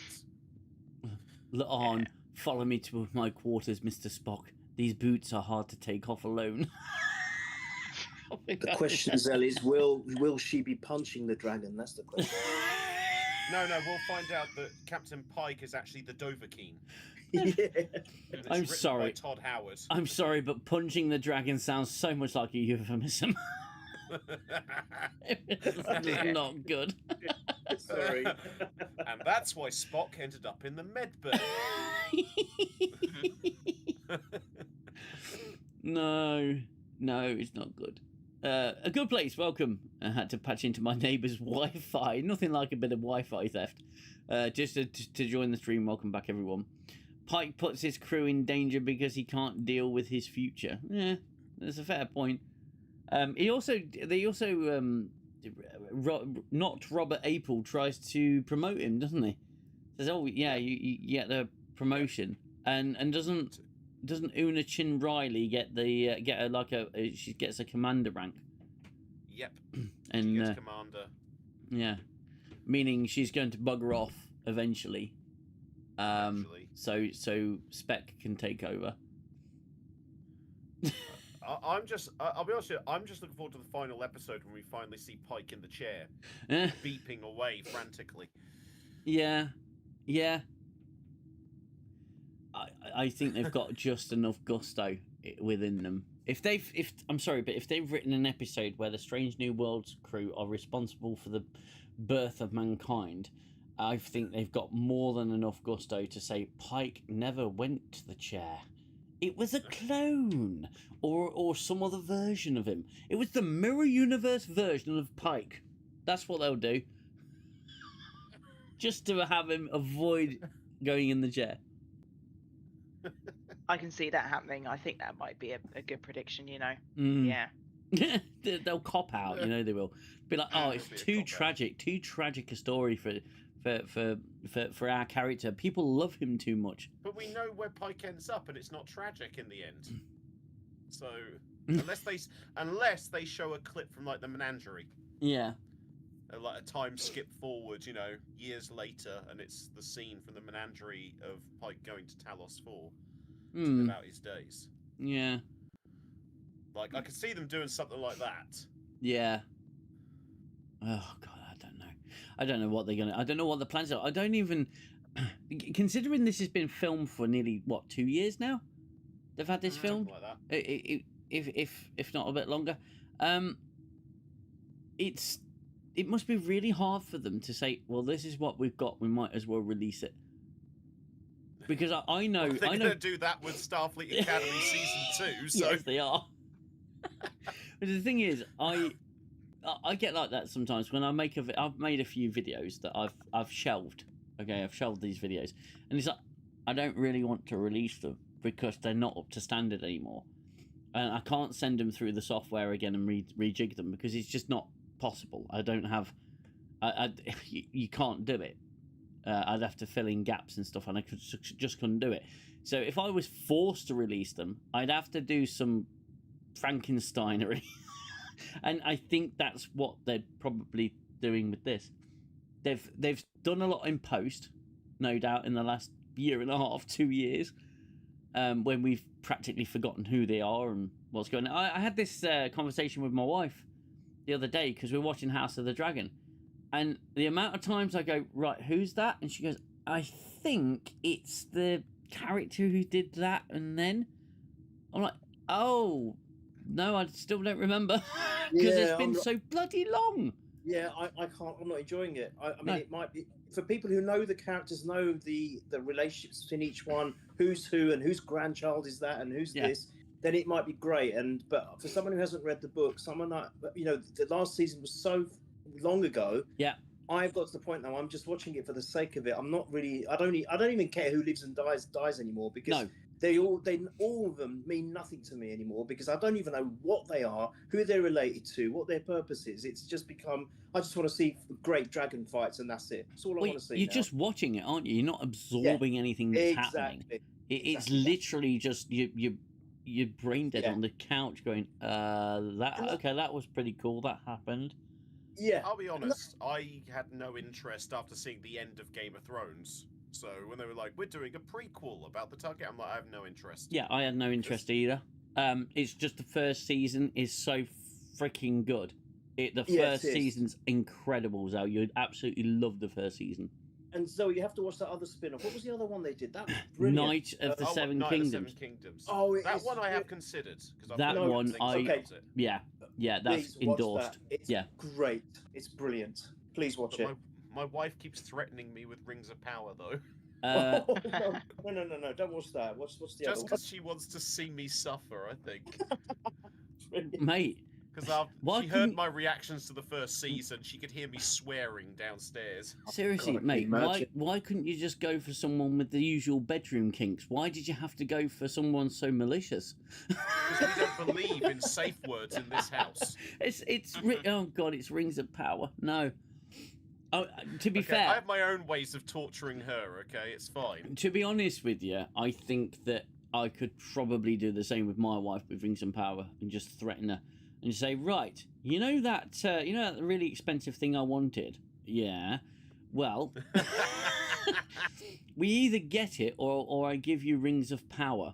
And she'll literally just say, no, I'm not watching that. I'm not watching that. I'm sorry, but I'm going to go all freaking Clockwork Orange on you and pin your ass open.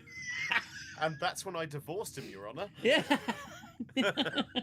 And that's when I bludgeoned him with a spatula. I cut his heart out with a spoon. Yeah. Why a spoon? Because it'll hurt more. Yeah. Oh. Yeah. Punishment with bad shows seems to be the way to go. But no, if you haven't, but Xell, watch Night of the Seven Kingdoms.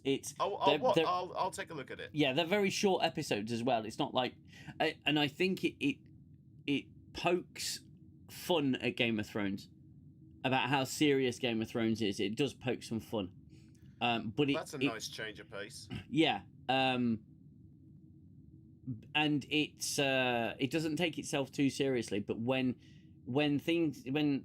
pardon me for saying so, shit gets real. It gets real, and it's good.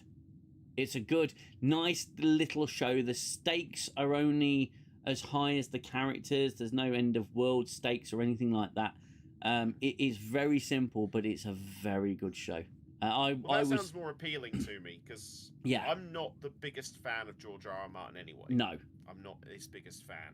I think he's overrated, and I think the fact we're going to get GTA 6 before Winter is hilarious. But I'd be willing to give it a shot. Give it because I've heard good things. Yeah, the episodes go so fast. You don't really think, oh, it's finished. You just get that embroiled in it, and it's just a really good. The two protagonists, the chemistry between them, and the relationship between them. Even the kid who's not very old. They are. It is great. Honestly, you'll enjoy it. I'm 100% sure you'll enjoy that show. It's worth I probably will. Comes recommended. I'll give it. I'll give it a look. Yeah, I'll give it a look. Marrow bot. Using Rings of Power to patrol the Strait of Hormuz. Oh dear. That's the best deterrent. Well, I thought they were using it in like torture sessions for suspected terrorists. I'm not gonna lie. It's just Galadriel riding on the beach, smiling. Let me be the first Marrow botter to say that post was very amusing.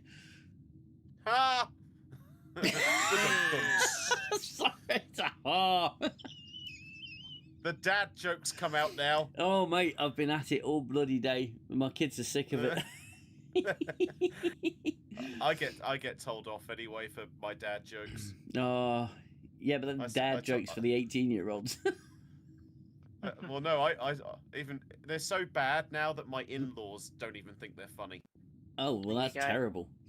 I told my in-laws that we were going to a garden party. Well, we're not, but our garden is. Nah. Apparently they just looked at me confused. See, it's terrible. It's a terrible dad. It's awful. Oh, I love awful dad jokes. It's actually a John Cleese joke from like the 70s. Though. Yeah. Oh, it's all borrowed material. but if cool. Strange New Worlds can do it, so can we. Well, exactly. Strange New Worlds is the joke. That's the problem. Yeah. And didn't they at the end of the episode try to say that the Enterprise caused the storm that pulled them back in time? I'm like, how did that happen? Yeah, because apparently it was their own warning buoy that Well, lured yes, them yeah. in. But when did they launch it? They didn't launch it. That's what I'm saying. They launched So nothing. we've got a predestination paradox and a bootstrap paradox, Yeah, all wrapped into one. they didn't launch the buoy. And how would the buoy last 65 million years? I have no clue. It's the fucking battery on that thing must be mental. Its hull must be mental to resist Yeah. that bloody storm. Yeah. Oh my They'll make their god. ships out of that. Yeah, and then,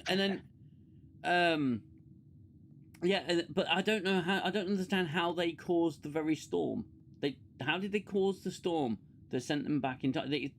Very specifically in the episode, they said we caused the storm. The Enterprise caused the storm that pulled us back in time. It's like how? What were the mechanics that was of another that? scene that had obviously been deleted. Yeah, that would've genuinely, explained Xell, things. I think you're absolutely right. I think they missed it. I think this is what I said to you. I feel like there's parts of this episode where it feels like there's scenes missing that would explain things. Yeah. That's why I give the example of how did the away team know about the Martians up above? Yeah. Like, that's Yeah, sort of I think it's just been spliced in a very strange way. I think they obviously there were missing scenes. Maybe it's also sloppy writing. I don't know, but that's the thing when there's been such a long kind of gap between when it was shot and probably when post production was done that it all becomes quite disjointed. I think. yeah, that's and they just probably the had some modern thing. reshoots as well, Mm, more than likely. yeah. Yeah. It seems that's the modern way of doing it. 5 ants moved in Yeah. with 5 other ants. Now they're tenants. I like that There you one. go. Maro Botter, speaking of kids, UKDM, is your son okay with his armor wrist? Yeah, so for those who don't know, I did a Dead Space stream last week as a 10 forward stream. And I was really enjoying that game. I'd done a proper intro, set it all up in plenty of time and everything like that. And I get a call about half an hour in from my son who says we're on our way home. He's gone snowboarding, you see. Says we're on our way home. Bear in mind this is something like an hour into his snowboarding lesson. And I go, right, what you done? I've muted the mic at this point. What you done? And he goes, I fell over and I've really hurt my arm. I don't know what I've done, but I've really hurt it. I says, what, A&E hurt it? And he goes, yeah, probably. And I went, right. So I carried on the stream because he was about an hour away, half an hour to an hour away. I thought I'll just keep going because if it's literally just a sprain, he should be okay. We can get it checked out in the morning, not a problem. And then I see him come home and I say, right, excuse me for a minute. I send off the friend of the family who took him. So that it's fine. Don't worry about it. You've just broken my child. Don't worry about it. And I sort of bring him upstairs round the corner to where the camera is, and I'm checking his wrist, and it's like, I don't think there's supposed to be a large bump there. And I says, can you move your wrist? And he goes, yeah, but it hurts. I said, can you move your fingers? Yeah, but they hurt. I said, right, we've got to get you down to the A&E. Well, funny thing is, I took him down to the A&E, and they got him in really quick, bless them. They really did. We were only waiting for about 3 minutes. And then they triaged him. And it says, oh, we'll just start at the top of your arm, work their way down. And they went, yeah, you're going to have to go to the city A&E because our X-ray clinic closed at 5. It's like, oh, for God's sake. So I brought him home. The missus had got home by then. She took him down to the city A&E, and yeah, he's broken his wrist. He took a chunk out of his wrist bone. Snowboarding. So he's been in a lot of pain this week. and I said, well, because I've done exactly the same thing, but in my hand. I broke a bone in my hand in my 20s. And I told him exactly what he'd feel. He's been pigging out on food because the body just needs all that fuel. But he's okay. Long story short, he's okay. He's bearing up. He's had to have a new cast on because the other one was compressing his wrist too much. And yeah, he's fighting fit. But I've said to him, the next time when I carry that Dead Space stream on, I'm wrapping you in bubble wrap before I do it. But yeah, he's all right. He's okay. You're all promoted to Grandpa joke. From right, Xell, you are promoted to Grandpa joke from Dad. There you go. Yeah, there you go. You get promotion. No, because I'm not using some of the jokes my grandparents would have made. No. Well, no, maybe not. Not On that note, I Time. might retire Yeah. for the evening. It's been a long week, but awesome to see everyone.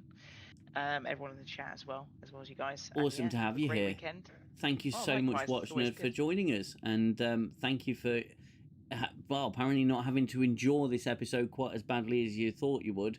But thank you all the same for being here. Oh, you're Yeah. welcome, guys. Live long and Thanks, prosper. WatchNerd. all. Thank Take care, you, Gooner. Take Cheers, care. Danger Man. Cheers, take care. Bye Bye bye. bye. And then there were were three men. Yeah, three men. Three And Manly men. 3 men and no baby. yeah, I was gonna make a joke, but you beat me to it, Gooner. I was trying to think Well, I of was just something. thinking, like, it's just two baldies and Danger Man. Two boldies and a grey. Well, me and Gooner are now going to do Right Said Fred. Right, said Fred. That's a good one, yeah. I like that. Yeah. Oh, absolutely bonkers. If you haven't We can already. put our heads together and do a really good impression of Liam. Great. Oh, no, yeah. It's really hard. Yeah, it'd be like. We're going to be punching the dragon today. You can both do the Holly impression, can't you? You've got to head for the nearest one of these. With the top of the head. Oh, Solar dear. panel for the love machine. At least that's what my therapist keeps saying. Yeah. If you haven't already hit the like button on the stream, please consider hitting that like button. If you are enjoying the stream, it is always nice to get that algorithm working in our favour. How much has Mini DM exploited his injury to get special treatment by you and Mrs. DM? Because I never did anything like that with my mum when I was a lad. Yeah, sure. I'll tell you something about my lad. I had him on a stream a few months ago. He is probably one of the most mature 15-year-olds you'll ever see. But if you tell him he can't have something, he wells up like a baby. But I absolutely love that lad to the end of the earth. He's taken it so well, and he's done exactly what he's been told to do. He has gotten out of the washing up for a while, so he'll have about 6 weeks of washing up to catch up with, washing up duties. But no, he's been absolutely fine. He's been in a fair amount of pain. We got him the right painkillers and everything. And we said, well, they make you quite docile, so maybe you should live on them. But he's doing fine. He's doing fine. He's barely exploiting anything. He did sort of say to me the other day, I gave him a lesson in economics because he's got his PS5, he can't share my PlayStation Plus account. So he had a bit of a wake up call with that. But yeah, otherwise fine. I had a fun chat with my youngest son's teacher before they broke up for school. So my youngest has a bad habit during the summer of getting nosebleeds. Right. And he got a nosebleed at class. Some of the children who'd never seen the sight of blood were a bit freaked out. So what does my youngest child decide he's going to do? He takes his shirt off, smears his face in blood, and chases after them. Shouting, "I'm a vampire." Yeah. These poor children, who are only like 6 years old, who are traumatized right now by the sight of blood, now being traumatized further. Oh, Jesus. She said, "We're so sorry, but this incident." I'm trying not to laugh the whole time she's telling me. How did you not laugh, man?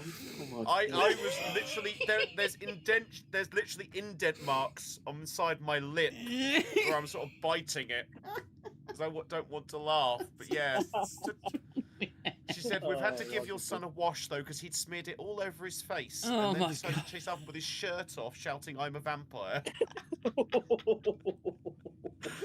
That is brilliant. This is Sparta. That's a story for the ages, you know that Xell. Story for the ages. My youngest has inherited my my sense of humour, it seems, because that is something that I would probably want to do as well. I'm a vampire. Oh, brilliant. Oh, that's hilarious. What a way to torture some poor children who are not used to the sight of blood. Brilliant. That's not going to leave any lasting scars. No, not at all. No PTSD there. Oh my God. I'm not paying for those therapy bills. Oh, Mario Botta, how realistic is that Martian 65 million years ago had phasing technology? We did speak about that earlier. It's utterly ridiculous. So why on earth were they not warp capable? Why on earth could they not leave the solar system? Why on earth were they so so bothered about the bugs? Because I honestly thought it was like a Starship Troopers Klendatu situation where they just launch asteroids towards Mars. But it's like apparently one of their ships crashed on Mars and caused that big crater. It's like, how effing big is this ship?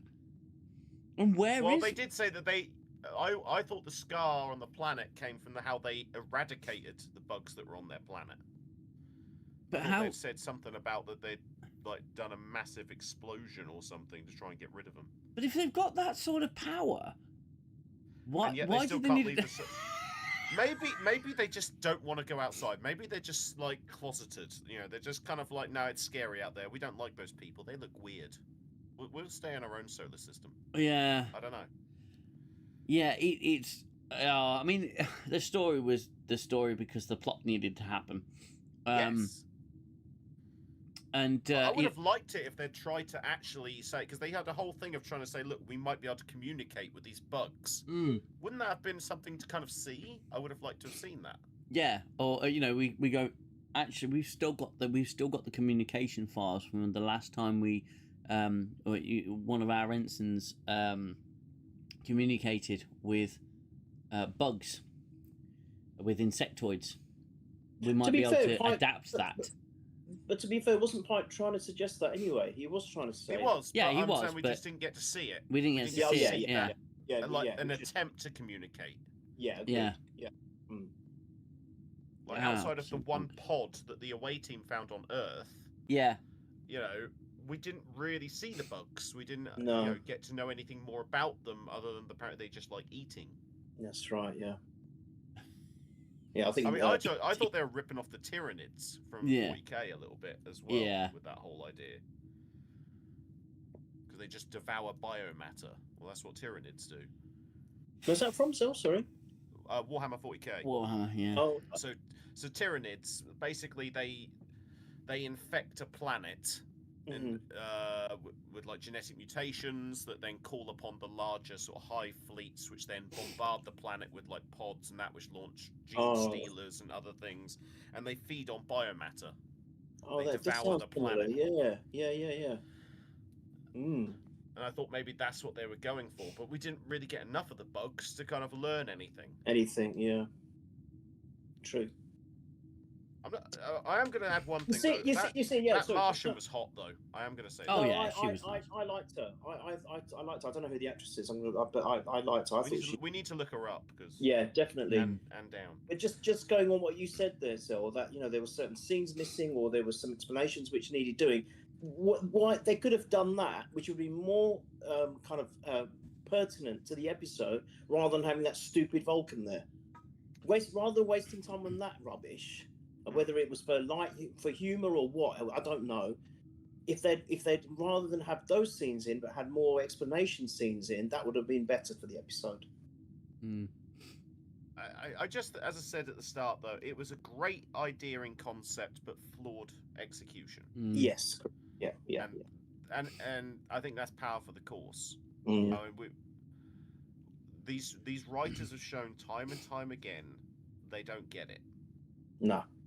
They think they get it, but they don't get it, and it's a shame when something like Strange New Worlds has so much potential. So much potential. It's unbelievable. And I might even sound contradictory here, right? But I'm going to say this as well. Discovery could have had so much potential. Yeah. But You're the right. writing was just really just god awful. Yeah, And this has been the constant problem with New Trek of great idea in concept or shows with good potential to expand on the lore and really make something good, but then they just waste it. Yeah.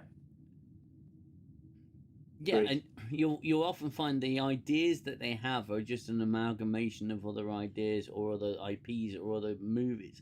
I mean, this is just Jurassic Park meets 65 million, which also meets Red Planet. Mars Attacks. Mars Attacks. God, all you need is Tom Jones turning up. Why can't we all just? Well, yeah, I mean, we get saw along? this. I mean, Discovery did it. Was it season 4, where it's like they've literally ripped off the plot line of Arrival? In Yes. fact, they ripped off an entire scene from Arrival. Oh yeah. It was just the plot; it was the entire scene. Yeah. Oh. And then Picard season 1 was Mass Effect. Yes, it was. They And then- even used the goddamn thing from Mass Effect. Yeah. And So- then season 2 was let's remake Voyage Home, but crap. Yeah. I think Annoying Critic, I think it was 65. It was just called 65, wasn't it? Yeah. The Adam Driver one, 65, yeah. I need to see that. I've not seen it. Oh, I've cool. heard it's just a waste of time, but that's Oh, why right, I've not no. bothered. But it's Just a quick one. The commander who played the Martian was Saffron Burrows. that She's was- known for her work in critically acclaimed films. This Saffron fall Burrows, reprises her role in the hit Netflix show season 3. Oh, the show You. There's a show called You on Netflix. Oh, Crap. my wife likes that one. Mm, Yeah, she's in that. That's the actress Saffron Burrows. I've never heard of her, to be honest. Saffron- Nope. I'm going to look Jesus, her up. yeah, she's actually more really now. hot. I'm looking her up She now. looks She's gorgeous. 53. Yeah. 53, but she looks Fucking look freaking good for good. 53, yeah. God Yeah. damn. Phenomenal. Yeah. No, I did like her. I've got to admit, and I thought the acting between her and Pike was quite good. I actually did like that. To be fair, it doesn't matter what the writing is or what the script says, but just the interaction between those two was pretty sound to me. This is the other part of the problem. They've actually got talented actors. Yeah. Like, Yeah. Anson Mount is a talented actor. Yeah. Yes, And he's done pretty well as Pike. But Mm. Yeah. the writing is what lets everything down. Well, Yeah. they relegated him to a chef, Xell. That's what they've done. It's Yeah, ridiculous. they did. Unbelievable. Yeah, until they got backlash for it, and then they stopped. Yeah. Yes. But only because they got backlash for it. And his hair just got freaking ridiculous at Oh at yeah, that it point. is stupid. Yeah. Um, Oh, she was in a Deep Blue Sea. You know Mm. the Jaws remake. kind of yes. Jaws. Yes. Ah. No. Yes, that's she her. was the side. Yes, she got Oh. eaten, didn't she? Yeah, in the end, Spoiler yeah. She was nice in that. Oh my Hey. God. She was very nice in that. Yes, that's where she's from. I may have to And the Bank rewatch Job. If you've not seen the Bank Job, that's a good film as well. Mm. that. I remember it. I haven't Yeah. watched that in a very long time. But I do remember it. Yeah, she's in that. That's her. Oh, okay. Makes sense. Right. Mm.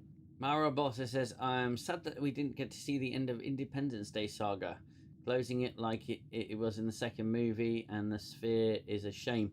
Yeah. Less said about that movie. But if you want to talk about inconsistencies and just pure pseudo science fiction, that second Independence Day movie was tripe. It's just like, yeah, all they did with that movie is they said, we're now just gonna go bigger. Roland Emmerich says, how can we improve on Independence Day? Well, the most logical thing is to make everything bigger. So the ship is the size of half of the Earth. It lands on the Earth. I'm sorry, that ship could push the planet out of orbit. It's really simple. It lands on top of the Earth Yeah. and it could push the Earth out of orbit, and it could actually strip away the bloody atmosphere. It's Yes. so freaking Play havoc on stupid. the bloody tides, for God's sakes. Sorry. It would play havoc on the tides as well. Yep. It would just disrupt everything. It would be the most it would be more destructive than the freaking Chicxulub asteroid, because you'd have multiple freaking impact craters. Yes. Again, I just pretend that doesn't exist. Yeah, I think I it's just the best pretend thing. it doesn't exist. Best thing to do. Best thing to do is pretend it never happens. Yeah, it's all I can do now these days. Every time they tell me we're doing a sequel, a reboot, a remake, I'm just gonna pretend that doesn't happen. There's a great Star Trek story that you could have had Pike convince her to sacrifice for the timeline, like yesterday's Enterprise. Well, I mean, yeah, you could have done that. It could have been. I think the bugs were completely pointless. You could have taken them out of the story, and like I said, just have some kind of calamity with the antimatter. You know. Yeah, I mean, kind of reminds me of that early Voyager episode where they go back in time and they're experimenting with a power supply. Yeah, time and They again. don't realize. Yeah. Time and again. There you go. Yeah. Like that's a good example of that kind of thing, where it's like they steal the antimatter, thinking, "Oh, we can get our hands on new technology," Mm. and it's like that's what wipes out Mars. Yes. Yeah. That would. I think Yeah. that would have been so much better. We don't need some mystery fifth planet filled with bugs. Like, I mean, at the end of the day, there's a. I used to. I've got 36 hours of this guy's documentaries. There's a guy called Michael Tsarian, and he's one of these conspiracy theorists, but alternative historian. And he's got this using like relevant historical documents. You know, the historical documents. He That's a good impression. sorry, that's yeah. a very good That's impression. very good. We need your help. I feel like you could do a one-man show with that character, Pelia, and Old Man Picard, Yeah, having a conversation. brilliant. I used to know these guys in a phone box. It was a very nice phone box. Yeah. Anyway, Bill and Ted. That's Bill the and info Ted. box. Oh, well, it's great. He was talking about a planet that used to exist in the solar system called Tiamat, and it was destroyed and then became the asteroid belt. And I thought, that's just. I wouldn't be surprised if one of them had watched all of that. You know. Probably. I mean, it's the same as the theory of Nibiru, isn't it? Yes. Earth's twin planet, but it's the other side of the sun, which is why we can never see it. Yes. Yeah, it's literally just constantly blocked. Yes. Almost like a drill into the planet. Everyone sees coming, but nothing is done. Yeah. You guys have put more thought into a better plot than the writers clearly did, and yeah, that we think like Star Trek writers, not New Trek writers. Pelia is secretly a Thermian.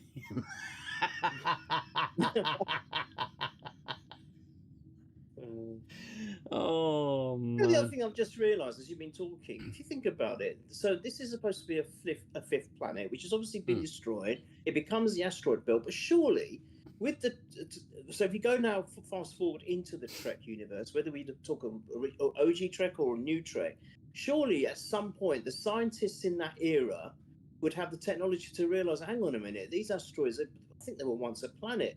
And then formulated that actually there was another planet in the solar system. But no, that's just completely not thought about, is it, by these writers?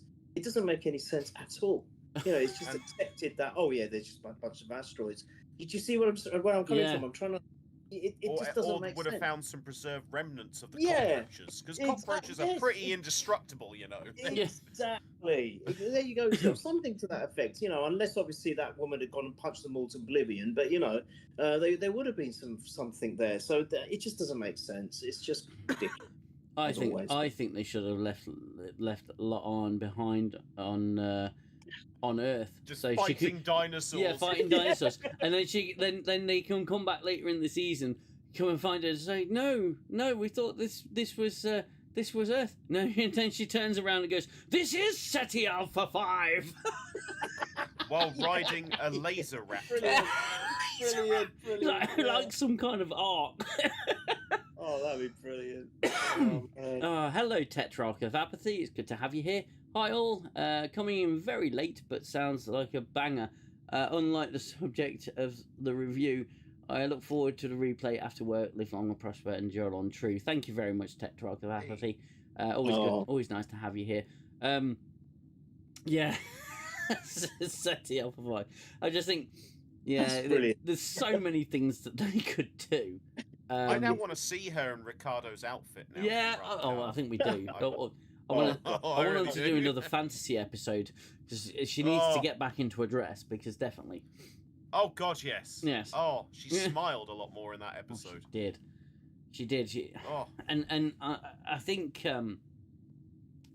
I think if you could reasonably do a Strange New Worlds, and it could be good if you got the writers on board and you got rid of certain characters. You can retain Pike, you can retain Udachin Riley, I'd even retain Mbenga. I just wouldn't make him a mass murderer. Yeah, exactly. You know, it's quite I don't know. That's his most appealing characteristic to me. I'm a doctor. Dr. Death. Dr. Death. Yeah. I'd obviously keep Scotty. I'd keep Spock. Pelia's in the airlock. Pelia's in the airlock, along with Ortega's. She was just like, I used to fly around in a box now in an airlock. Why are you pressing that button? Give me some LSD. They're just Mbenga grinning through the glass. Now I'm going to show you my true self. Redacted numbers. Redacted numbers. High scores matter to some people. Oh God, it's brilliant. Oh, Pelia in a dress. Are you guys trying to traumatize it? Not Pelia in a dress. Not no, Pelia. Lot on. God, Pelia in a dress. No. Oh, no. Do you think I'm Suddenly the sexy? takes on a new look completely. Oh my God, no. It looks so angry. Stop. I used to be quite the looker, you know.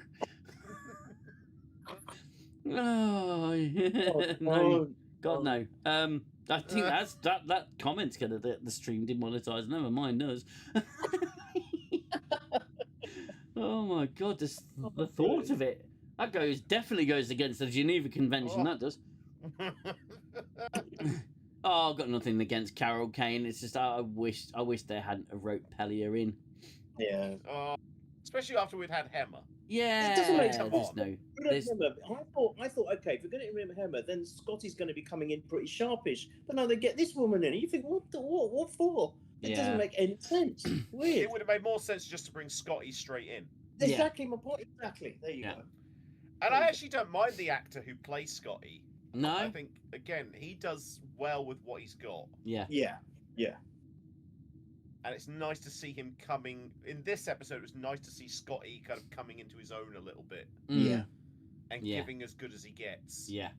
I see when they bump into each other at the end of the episode, and you can tell Ortega's is just like really pissed off with him and just really indifferent to him. And I love the bit there, like, happy. Yeah, he's all happy, and then they both walk off, and he goes, bloody engineers, bloody pilots. Yeah. Yeah. Oh, freaking I can't wait for him to bring Sulu in. Sulu in. Yeah, oh my. Oh my. Oh my. Just pushes Ortega out of the way. Do you want to come and fly around in my box? Oh my. I don't swim that way. No, don't say that. Jesus Christ. After the whole freaking dress comment, now you're talking about flying around in it. Around my box. It won't be a police box, it'll be Pelia's box. No, let's stop that. No, you're sorry, but you can really tell Watch Nerd's gone. Oh my goodness.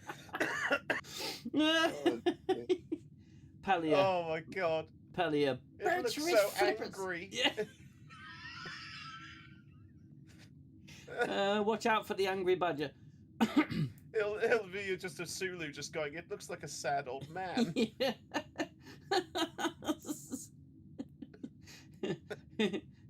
No wonder I turned.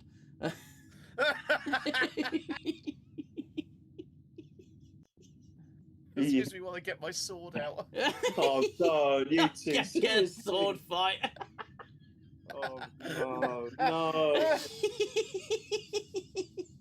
Hey, you can't talk with a name like Gooner. I'm sorry. I only found out what that meant about a few months ago. I didn't know. Oh, you dear, sweet, innocent child. No, I didn't. No, because obviously Gooner is because of my football team. It's something to do.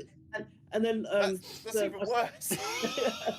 and then I started watching this guy from America. He streams. He was pretty good actually. And then he goes, "Do you know what Gooner means?" I went, "No." And he goes, "Look it up." And I went, "Okay." And then I looked up, oh. I went, it was like Sulu. Oh my. And you're telling me there's a whole football team of Gooners? Well, the supporters are called Gooners. Yeah, the Arsenal fans are all Gooners. Yes, correct. Oh my God. It just gets worse. Yeah. They're Arsenal fans. They're just a bunch of Gooners. No. Right. Where's this going? Oh. Someone needs a new handle. No, I'm never changing it. Oh my. What? Oh my. Oh my. Oh, brilliant. Oh, To be honest, it's why I shortened it to UK DM, because there's actually a Danger Man TV show, and people are going, "Oh, have you named yourself after that old TV show?" It's like, no. And I yes, looked it up. Stephen It's like, Bromley's put out. yeah. Arsenal fans are always called Gunners. No, the players are Gunners, the fans are Gooners. Well, you might need to change that then. Well, I can't change the history of hockey. I can't do it. No. We'll have to stick to it, I'm afraid. But yeah, now I know Mate, just what own it. Just own it, and that's it. Just own it. Just say you're a proud. Gooner and proud. I'm Gooner and proud. That's what I might change the name to that. There you go, Gooner and proud. Good. That's a good idea. Oh, dear. Oh, dear. Oh. Oh, brilliant. Oh my God. Oh, it's a Gooner. Gooner you than me. Oh. It's the way AI's described it. What's it? What? What's It's the happening? way I would just type Gooner meaning into AI. Oh, is it? Oh, the term Gooner has two radically different meanings. Depending on whether you are talking about sports or internet culture. It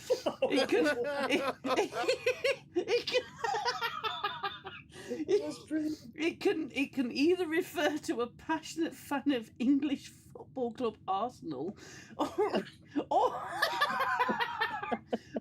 it is explicit internet slang for someone who engages in prolonged obsessive masturbation. Yes, that's it. That's what it means. That's it. I couldn't stop laughing when I've read that. Yeah, that's the one I read. Oh. Oh. Oh my gosh. So Yes. UK Danger Man doesn't seem so bad. No, it doesn't. See, like we said earlier, Gooner and proud. Oh, no wonder your eyesight's bad. I know. It's really bad. It's probably why your hair fell out. Yeah, that's it. And my teeth. That man really went to town. Oh, You're not a fan of Nigella Lawson, are you? I mean, I don't blame you if you are. I mean, her bread-making videos are fantastic. Gooner, the originator of EFAP. What? The originator of what? EFAP. Patient Zero. Oh, I'm so sorry, my friend. I just... What's happened to the review of Strange New World? We don't care about Strange New Worlds. Yeah, that's so Apathy is interesting. set in. This is now a strange new world. Yeah. Oh.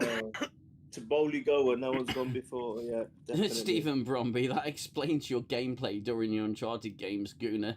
Distracted Yeah, by other thanks, things. Very true. Very true.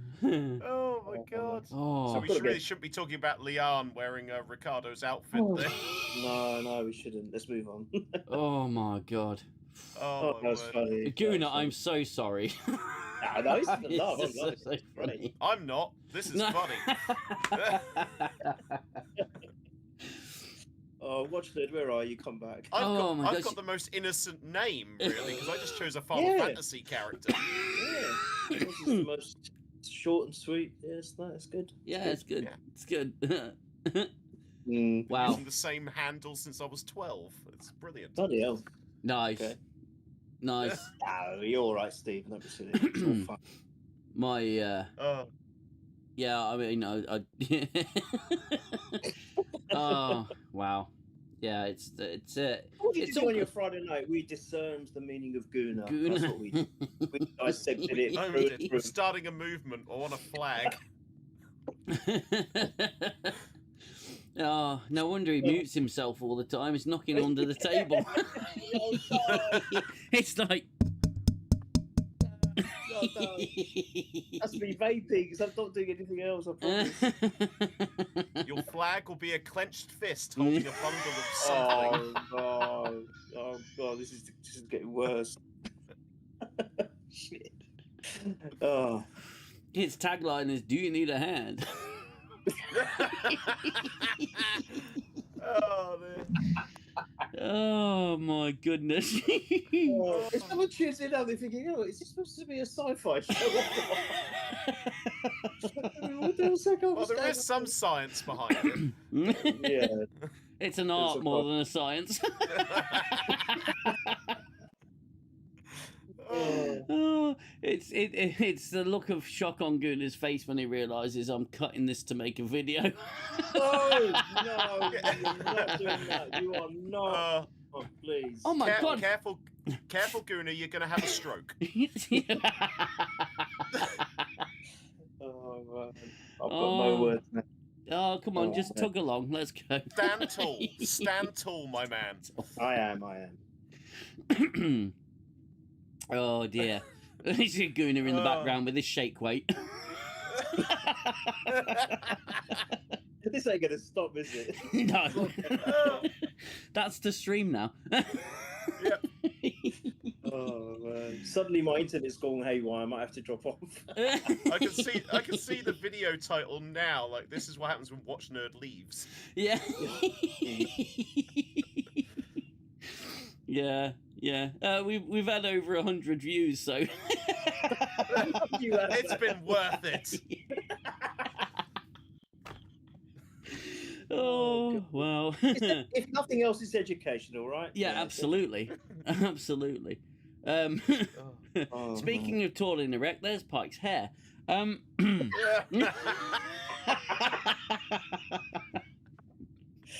Oh dear. Then he's not wearing any hair gel. There's something about It's Pike. about Mary, yeah. That's sweet. Oh my god. Oh well. Oh, that's a great film, though. That was There's fun. something about Una. Una, yeah. Oh, jeez. I wish I had hair to do that too. God. I know, it's terrible. On the Oh, plus side, though, we are aerodynamic. yeah. That is true. And you're able And to. Pledge is my best friend. And you're able to light paper with the sun, so if you angle it at the right angle. Yeah, true. I can't laugh anymore. My jaws are aching. Oh my god. Oh, Laugh too much. I'm choking to death. To be fair, it's Oh, probably the man. most I've laughed in a long time. Long I'll time, be yeah. honest with you. I don't even know why we slowed these streams down. That and I mean, to be fair, Gooner, I don't think anything's going to beat that Gem Hadar with her clothes. Oh no, That was too funny. That was But way you too funny. completely lost the plot. You just when you went, I actually thought you were going to end the stream because you were just gone, mate. I thought I was going to have a freaking heart attack because Yeah, I you couldn't breathe. You can breathe, yeah. Yeah, that was funny. Oh my So God. funny. Do you make it into short? Yeah, you did make it into short. You did. I you did, I yeah. I made it into a video, yeah. Because brilliant. I just thought that's just hilarious. Oh. San Do you know, I'm not Francisco. changing the subject because I haven't had a chance to say so. I do want to say one thing. Mm. I think I might have said it on Discord, but I finally got to, because you did the review of Project Hail Mary. I hadn't watched it then, but I've watched it now. Honestly, if there's anyone on this channel at the moment that hasn't seen it, please watch that film. It's one of the best films I've seen in such a long time. I think it's perfectly executed, perfectly acted. It's a great story, and I think it's got a great ending. And I hope to God they don't make another one. Just leave it at that. I messaged you, didn't I, DM? I messaged Yes. you after I'd watched it, going like, "This is the most amazing film I've watched in a long time." Oh my God, I've not had a film make me feel so many emotions. Exactly. That's it, Xell. It so was good. beautiful. It's a beautiful science fiction film, and I think it belongs in the Renaissance of sci-fi so films. But Please, please, they turned that author down to write Star Trek as well. No. Oh, really? Yeah. The guy who wrote Project Hail Mary, he wanted to write for Star Trek, and they turned him. Kurtzman turned him down. Did he not do The Martian as well? Or am I wrong? Did you do The Martian? Yes, he was. He wrote The Martian. Well. Yes, yeah. Right. Again, Which one of my favourite. Yeah, it's a favourite modern sci-fi film. Project Hail Mary and The Martian are two of my favourite films. Oh, what a writer! I mean, he actually did come out and slag off New Trek, to be fair. Yes. As well. He did come out. He did slag it. Good for him. Yeah. Good for him. It was an interview with Critical Drinker, wasn't it? It was, yeah. He did. He backpedaled a little bit, but... He backpedaled a little bit due to pressure, but his criticism still remained. Yes. Is that video still available? I might watch that. I think so, yeah. It'd be on the Drinker. Yeah, it'll still be on the Drinker's channel. Cool. I'll watch that. Yeah. Oh, it's such a great film, and I don't know. I don't want to spoil it for anyone, but I love how he I know I can't say it without spoiling it, but I just love the ending where there's that little twist where you don't really that. You know, I love it, don't you? So good. I had such a smile at the end. I was smiling ear to ear. Yeah, me too. This is wonderful. It's been so long since I've actually watched a new film, which has made me feel that way, where I've walked out smiling.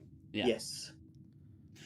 Going that was amazing. I could watch that again. I'm actually going to read the book. I think it's one of the films I don't normally do this, but I think I want to read the book now.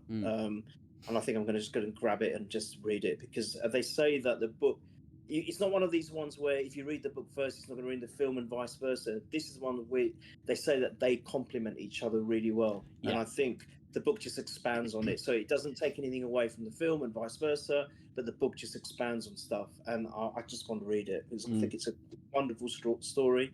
And it's just such a true, excellent depiction of friendship and how it evolves and what they mean to each other. It's just brilliant on so many levels. Yeah. And the thing is, it would work as a Star Trek episode. Oh yeah, you're right. As well. Yeah, it totally would. And I can see why he wanted to write for Star Trek. Because he's clearly got the instincts for writing good sci-fi. Yeah. Yeah. And Kurtzman's like, no, we don't do that here. Well, here's the thing with Kurtzman. We've not heard anything. His contract's up in September, I believe. We've not heard anything. Now, the thing is, I think it's a case of no news is good news, because if his contract hasn't been renewed, we'd have known it has been renewed. We'd have known about it by now. He'd have come out and said, "Oh yeah, I'm going to do Star Trek for another 5 years."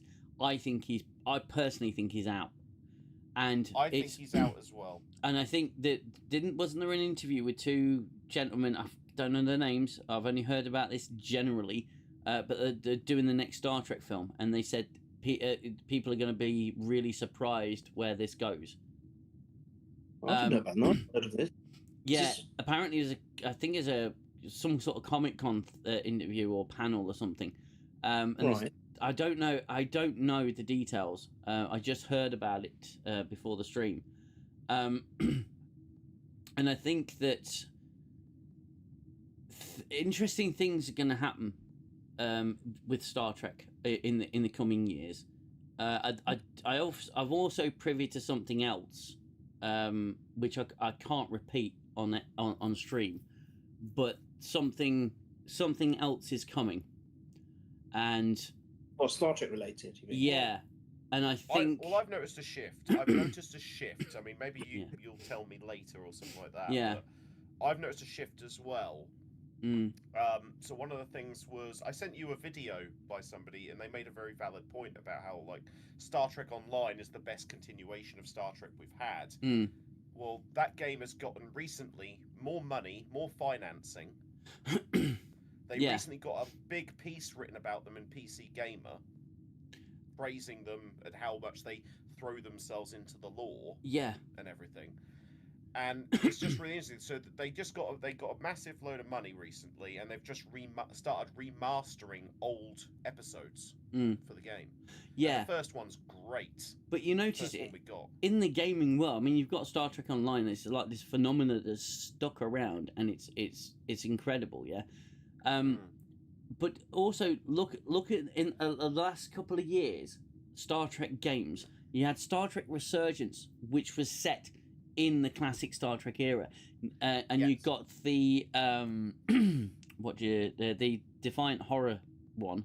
That's set Infection. That's set in this at the same point. You had Voyager into the unknown or whatever, across the unknown.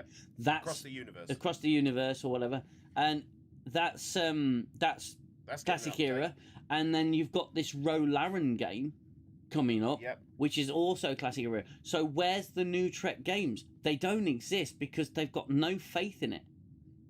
No, nobody wants it. Nobody's buying Strange New Worlds merchandise. Nobody's buying Discovery merchandise. It's all in the dollar bins.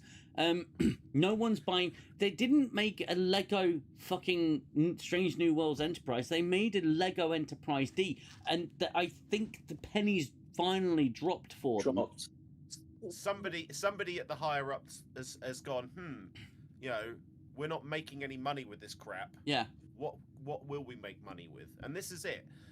The apathy outside of the trailers. I mean, have we really seen any excitement for Strange New Worlds? None.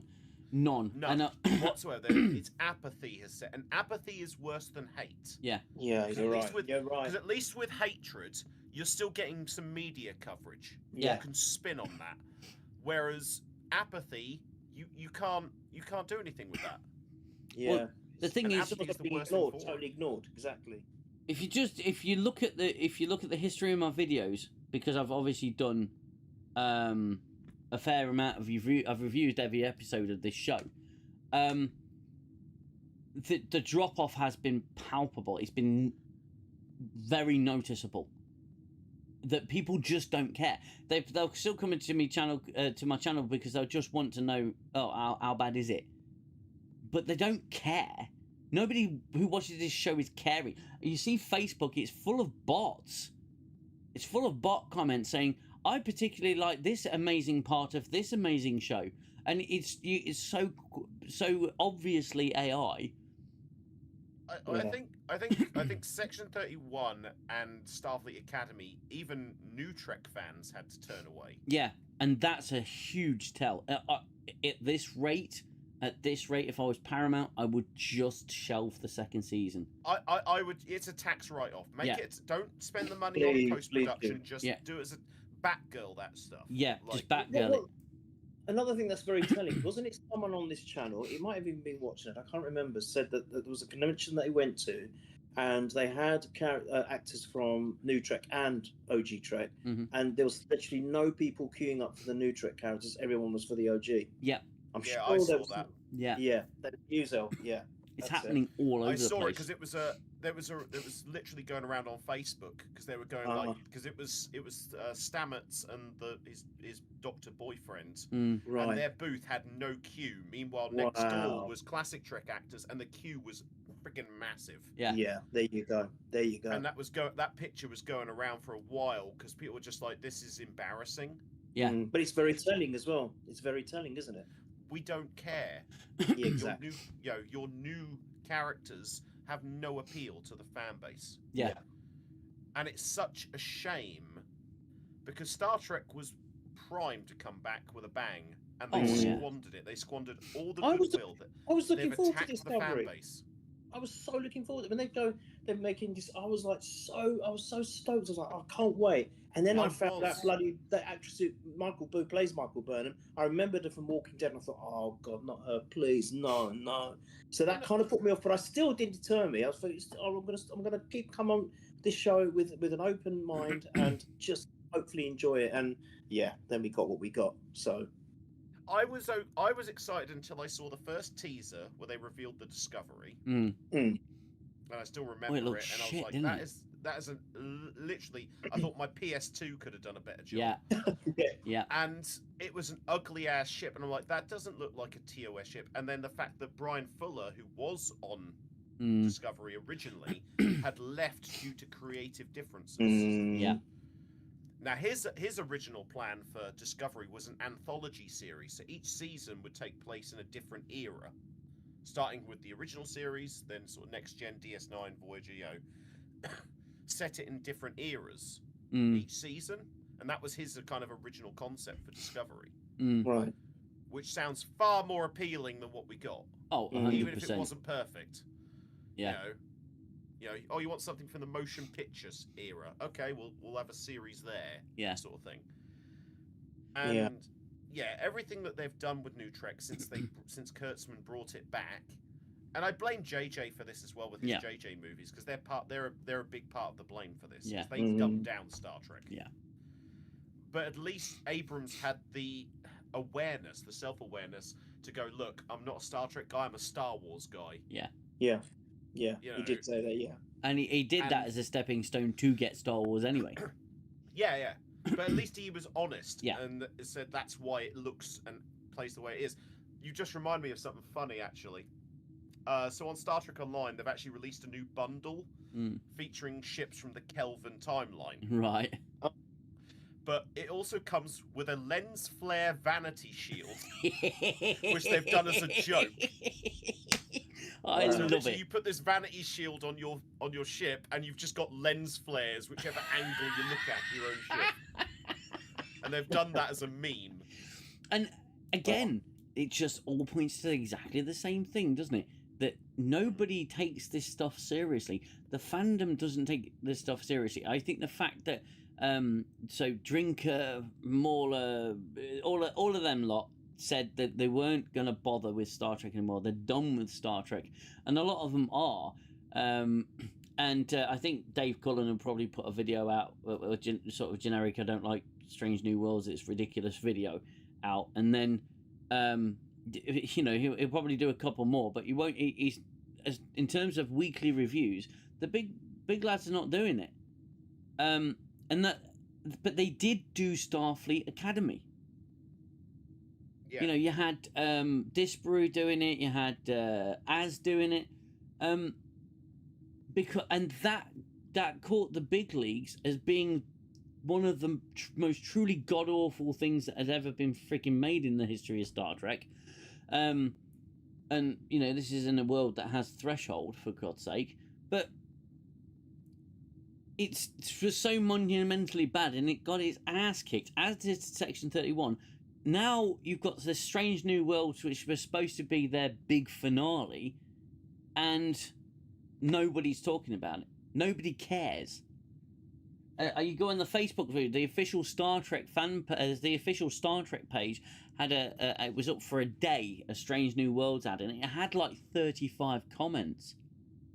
That's the official Star Trek Facebook page. And how many of those were probably legitimate? Yeah, exactly. Well, and it's interesting because obviously with Facebook, you have the drop-down menu, which is most relevant comments. Most relevant, translate that to only positive comments. You turn it to all comments, you start to see the truth. Oh yeah. And I'll be honest with you, there's nothing on X. No. I've been looking on X and there's nothing at all. No. Not a thing. No, but again, it's just nobody cares. Nobody's talking about it. So Star Trek, or certainly New Trek, is dead. This is the final brain activity before it shuts down. So we can be thankful for that. I honestly think there's going to be oh shit! I don't think they're going to shelve it. I don't think Paramount are going to shelve it. God. I think they're gonna course correct. Or they'll try to course correct or retcon or something. I don't mean, know. one thing I did think like- they're bringing in the big guns now, mate. I don't. So Go I on. sent you that link that I showed that Magic the Gathering are doing Yeah. Star Trek cards. Yeah. They put up a card for Khan, but they used Benedict Cumberbatch. Oh no. And all the comments underneath were complaining, going, "That's not Khan. Yeah. Mm. Why are you using Benedict for?" That's John We want Patrick Harris or Ricardo." whatever it is. Yeah. Yeah, we want. Yeah, that's Sherlock. Like Yeah. we don't want him. Like we want Ricardo. Why have you not given us? Why are you using him? Like, and it makes me kind of happy because it means people are now speaking out, saying, "Look, we don't want this." Yeah. Yeah, and You the know, amount. the tide is turning. Yeah, the amount Sorry, the the amount tide's of turning. people who they've got, because obviously Paramount are trying, they've been trying for the last 5 years to present Star Trek as this unity of new Trek and old Trek, usually by having Michael Burnham at the front and Picard and Kirk in the Oh. back. But they do that all the time, and I just realised just how hot it is down here now. And It's boiling, yeah. it is. It's very, very warm. Yeah, they have the amalgamation, and the amount of times I see people who repost the same poster in the comments of the poster, and all they've done is just crossed out all the new Trek characters and said, "Look there, I fixed it." Yeah, I've seen that loads of times. You're right. Yeah, or they've blown up like Kirk and made him bigger when Yeah. they've bothered to include him in the poster. Yeah, and I just think it's wildly disrespectful to everything that came before. But that's all we've had for the last 6 years now. Is just Jesus. well, Jesus, nearly nearly 10 10 years now. I've been doing Nearly 10 YouTube for years. 6 years, but nearly 10 years for now. And it's all we've gotten is just insults. And you never knew Star Trek. You didn't know what it was all about. You never understood it. It's like, no, actually, I think you're finding now vindication. Hello. You didn't understand it, and it's proven that you didn't understand it. That's it. Star Trek was always woke. No, it wasn't. No, it wasn't. No.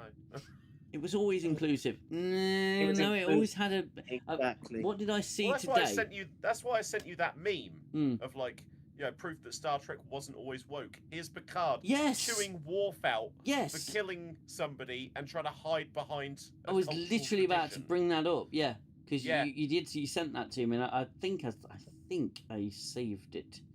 But If yeah, not, it'll still be in your messages. yeah. But it's a valid point because Yeah, it's like, no, I don't give a crap about your culture.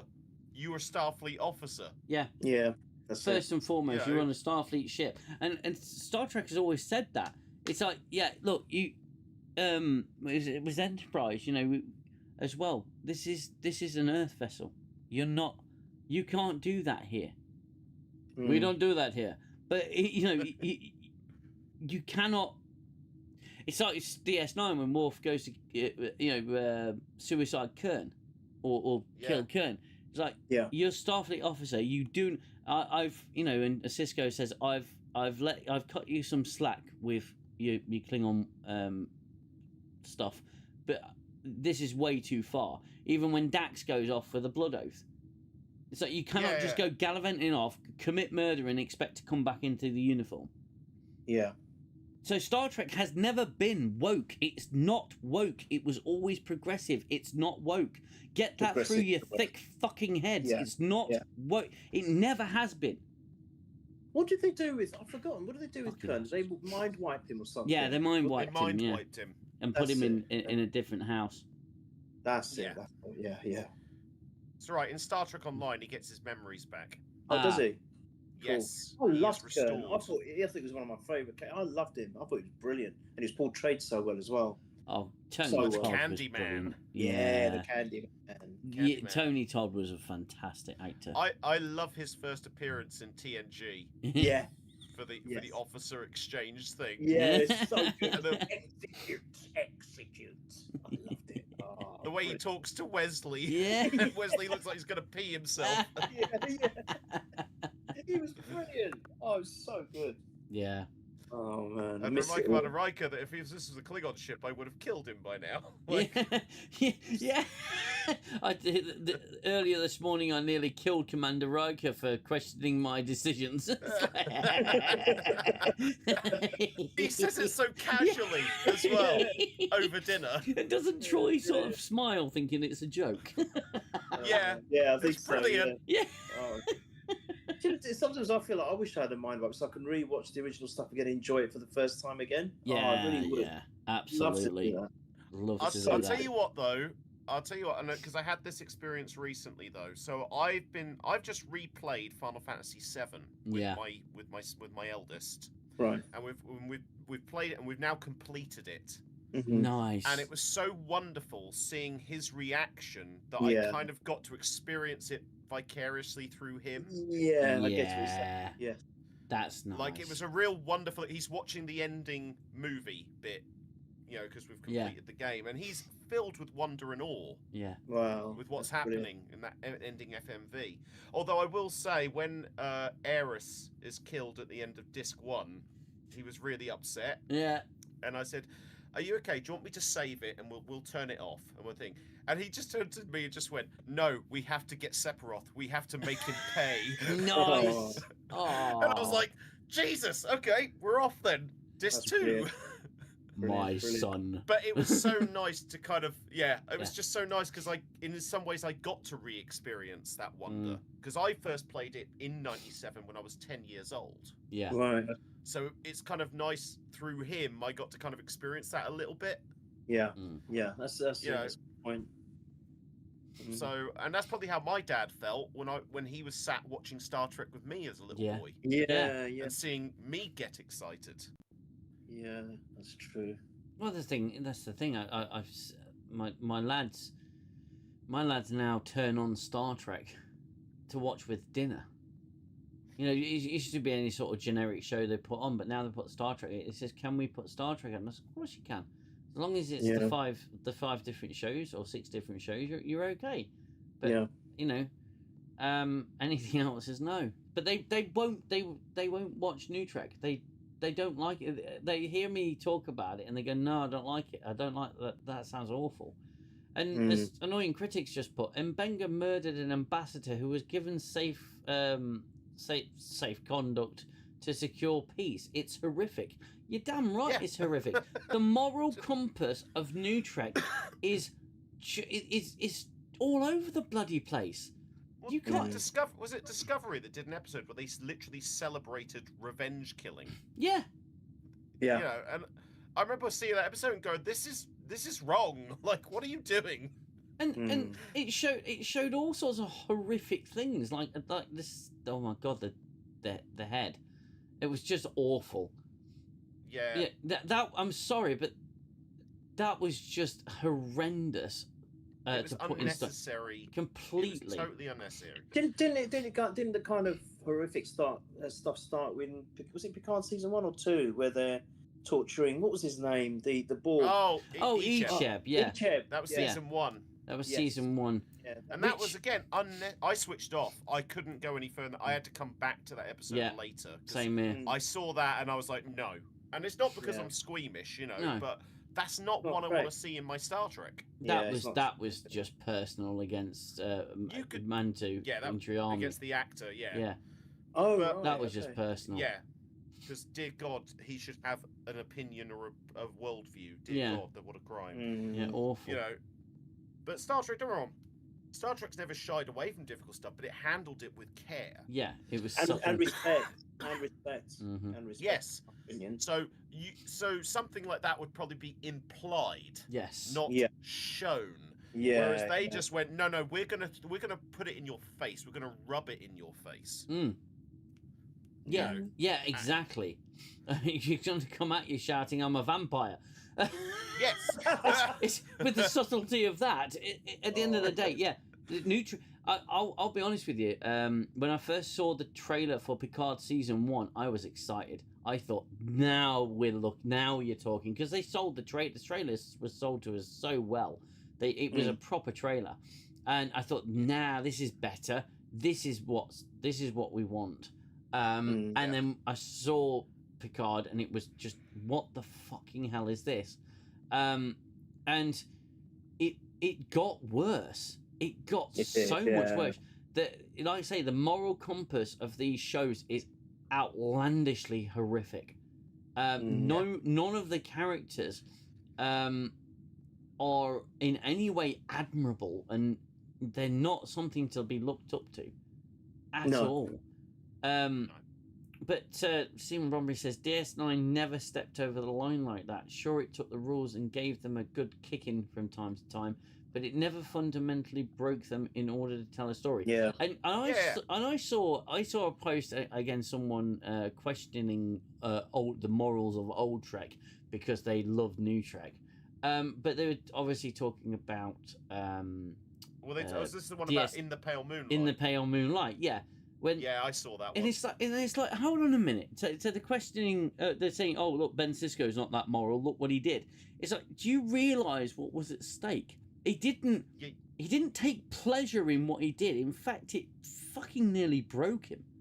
But he chose the lesser of two evils. Exactly. Because of the situation that he was in. Yeah. Yeah. That post annoyed me because it was missing so much context. Exactly. Yeah. 100%. I was just trying to go, look, Sisko's committed a war crime. It's like he did what he could. He did he made the best of a bad situation. Yeah. Yeah, exactly. And and at the end of the day, it's something that he is prepared to live with. He doesn't agree with. He says it as it is. He's not proud of it. No, he's not proud of it, and he doesn't make a habit of it. He doesn't go, oh well, guess the means just ends justified the means. We'll go to the bar, have a drink. Yeah, yeah. Let's deal with this moral quandary. But I mean, don't get me wrong. The Orville made a joke like that or two. Is to say, okay, you want to go to the bar and get hammered, but that was a comic relief. It wasn't a sign of fucking psychosis in the characters. And I don't appreciate. I've never appreciated this comparison between old Trek and new Trek in the sense of they're attacking old Trek because it's not as good as you remember it being. It's like, no, actually, it's better. It's better. It's better. It's better than we remember it being because, it's something that I can immediately rewatch. Some of the early seasons of TNG just don't seem that bad anymore. Don't seem that bad, including your favourite episode. It doesn't seem as bad in comparison. Kurtzman vindicates me every day. Yeah, he does. And this is the thing. Even the worst original Star Trek episodes are far better than what the best that Strange New Worlds has to offer. You know what? We need to do a rewatch of Move Along Home. Oh my God. Yeah, just to reanalyze it. Again, I'd watch that 100 times over just to avoid watching this crap. Yeah. Oh my God. And I'm sorry, look, okay, I'll be the first to admit I'm not as tuned into the original series lore, so I've got a few things wrong in Strange New Worlds.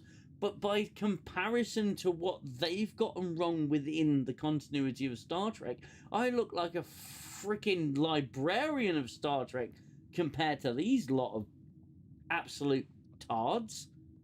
I find myself having to check my Star Trek encyclopedia every so often. Just like, am I misremembering something? Let me just double check that.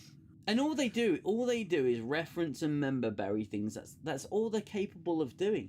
They go, oh, they still get that wrong. They still get it they wrong. They can't even get that right. Yeah, it's frustrating, and it's frustrating, and it is insulting. Very insulting.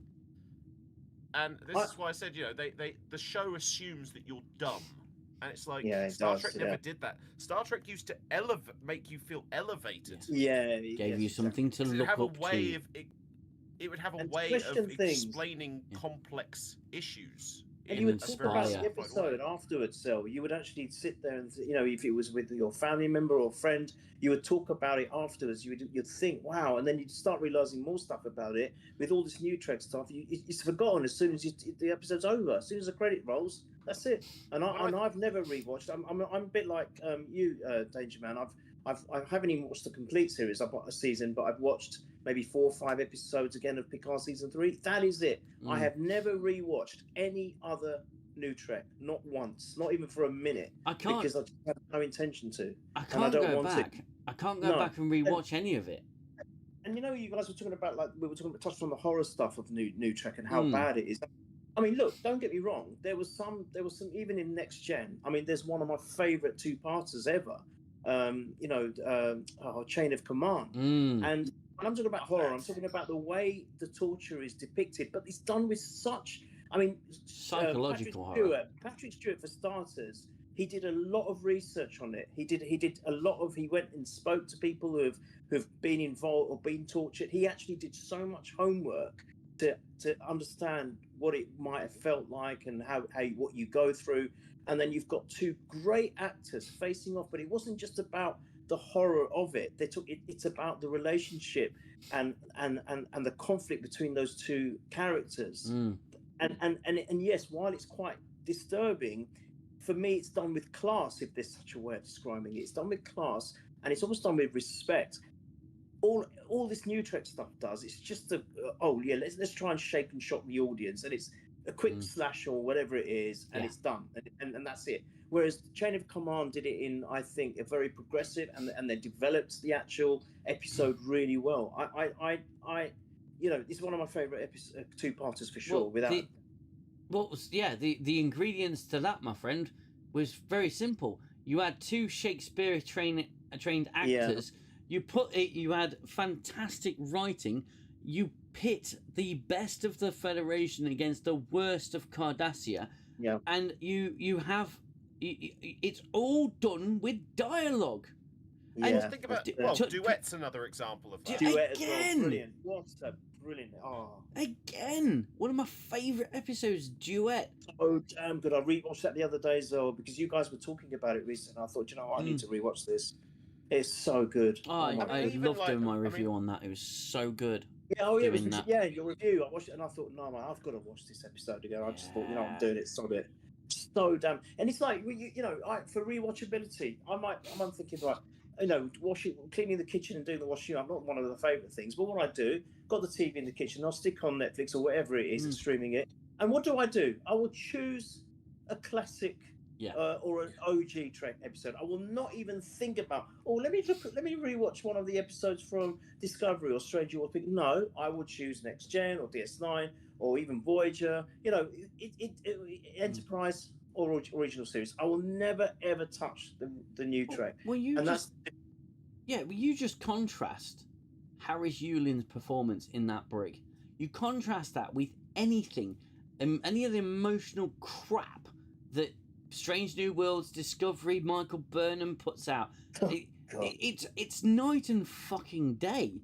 Harris Yulin, when he says, especially when he goes, you mistake me for that whimpering man, that bug, that who would cover his ears because he couldn't stand to bear the screams of the Bajorans, and he's breaking down while he does it. Star Trek was written as an intelligent show, and it was intelligent. The dialogue was intelligent, and everybody spoke with a proper vocabulary. It actually helped me develop my communication skills. Nowadays, it's just a load of people crying, filling the fucking corridors with tears, whining about their fifis, and it's not. There's nothing behind it. And it's totally undeserved as well. Yes, it's not earned. And what they say is all bollocks. All this new age speak. It's all. What is that? What is that? Bollocks. I don't want to hear that. I'm sorry. When you've got David Warner going, I'm so sorry for what I'm about to do, but you really must feel this to admire the genius of this device, and then he tortures him. It's the way it's written, and it's the way it's delivered. It's so good. This will just go, I've got a pokey thing, and I'm going to stab you. There you go. Feel the pain. And he introduces one of your favourite characters, isn't it, Xell? Jellicoe, Captain Jellicoe. Jellicoe's such a boss, man. I love that. I love him so much. He's so badass. Deanna, wear a fucking uniform. It's so good, isn't it? I know. Get that goldfish out of here. Yeah. Oh, Oh, get it done. Oh, I just love this. Get it done. Move to a 3-shift rotation. Get it done. Yeah, I mean, just I will get say, it I done. did appreciate Prodigy bringing Jellicoe back. Yeah, I love And that. also- I love that. Yeah. But I still like the fan edit where he's having a communication with Janeway, and then they throw in some audio from bloody RoboCop, where he's just hurling abuse at Janeway. That just made me laugh. Yeah, great actor. But again- But Star Trek has always had great actors. I mean, yeah, there's a true. reason why General Chang Yeah. is a really beloved villain. Oh, Yeah. Because Christopher fantastic. Plummer is just Nailed he it. just nails it. Oh, unbelievable. Oh my goodness. It almost Yeah. makes me want to read Shakespeare in the original Klingon. Yeah, you're Like, right. Yeah. At least it's something. You should have it in the original Klingon. Oh, so good. And I mean, that dinner scene in Undiscovered Country is so great. It's you great, know, isn't it?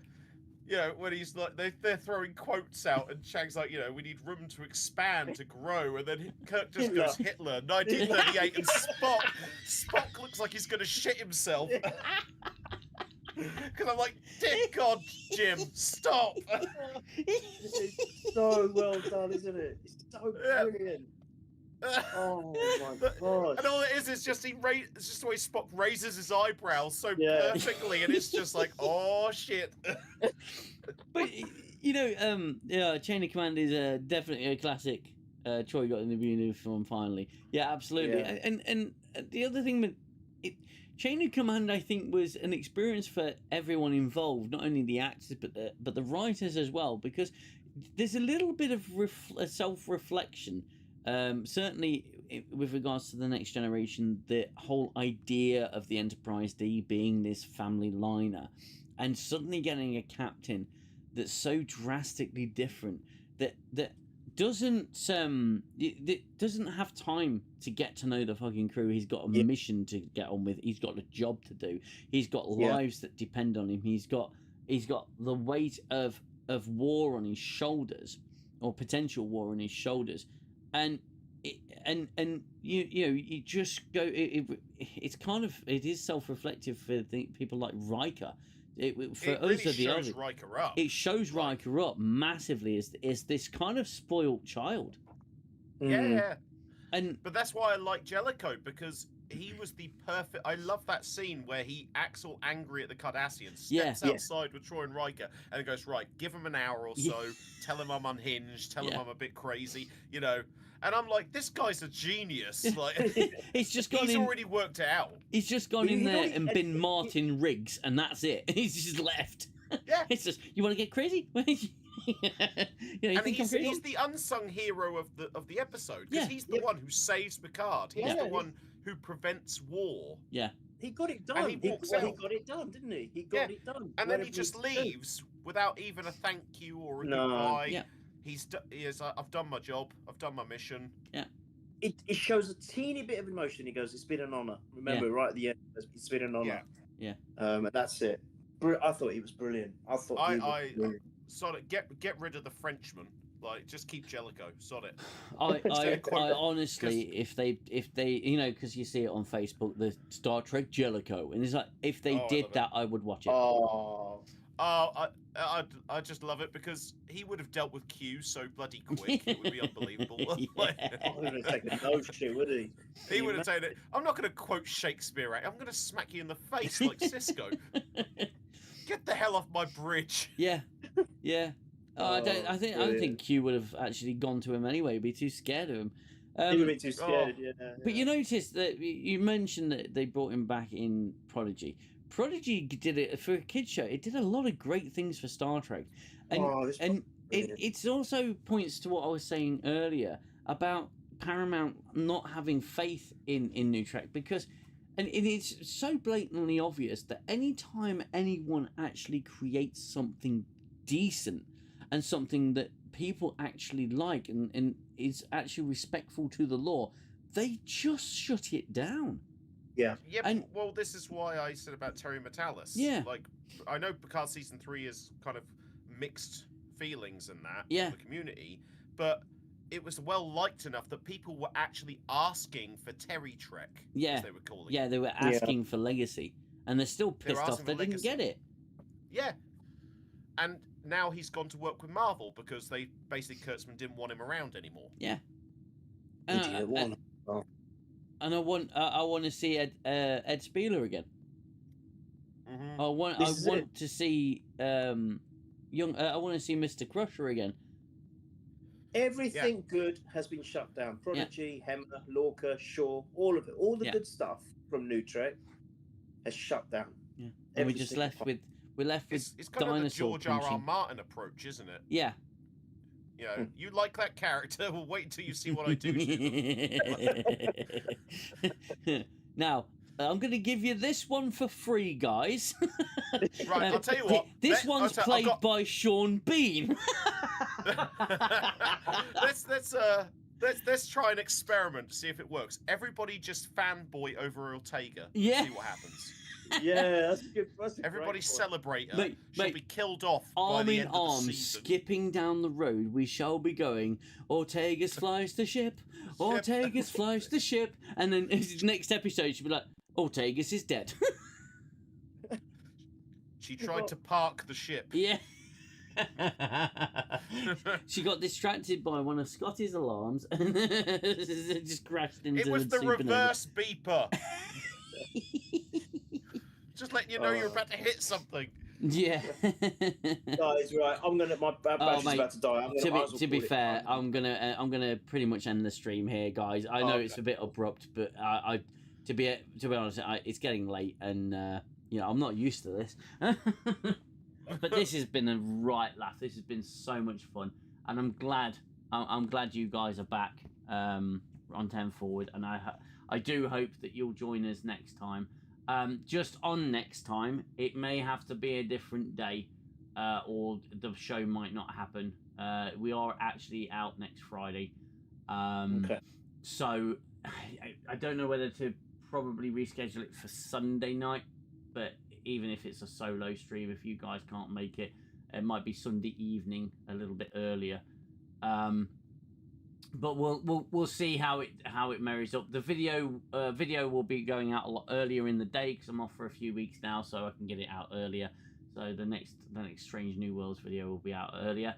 And just for you guys out there, if you are interested in what I've been doing beyond 10 Forward and the videos, I've been doing a couple of gaming streams, and I've been doing the Papercraft. I shall be back with the Papercraft either Monday, Tuesday, because I'm really enjoying doing the Papercraft. The Papercraft Define turned out really well, I think, and I want to carry on with that because I enjoy doing it. A few people have said that they've enjoyed the streams as well, so I'll be doing some of that. I'll be doing some gaming, and basically Monday, Tuesday, I shall be living on the internet. So please join me for that. Watch out for those streams. I'll put them in the Discord. If you haven't already just joined the Discord, then please do join the Discord. It's really fun. It's really fun in there. Everyone's lovely. We will return to Dead Space. Yes, mate, I will carry on with Dead Space. It won't be a 10 Forward stream anymore. It'll simply be a gaming stream. But on this channel, and I will return to Dead Space because I was really enjoying that. Please secure your child. He will be taped to the fucking wall. I'll tell you that now. Annoying Critic says, thanks for letting me rant again, mate.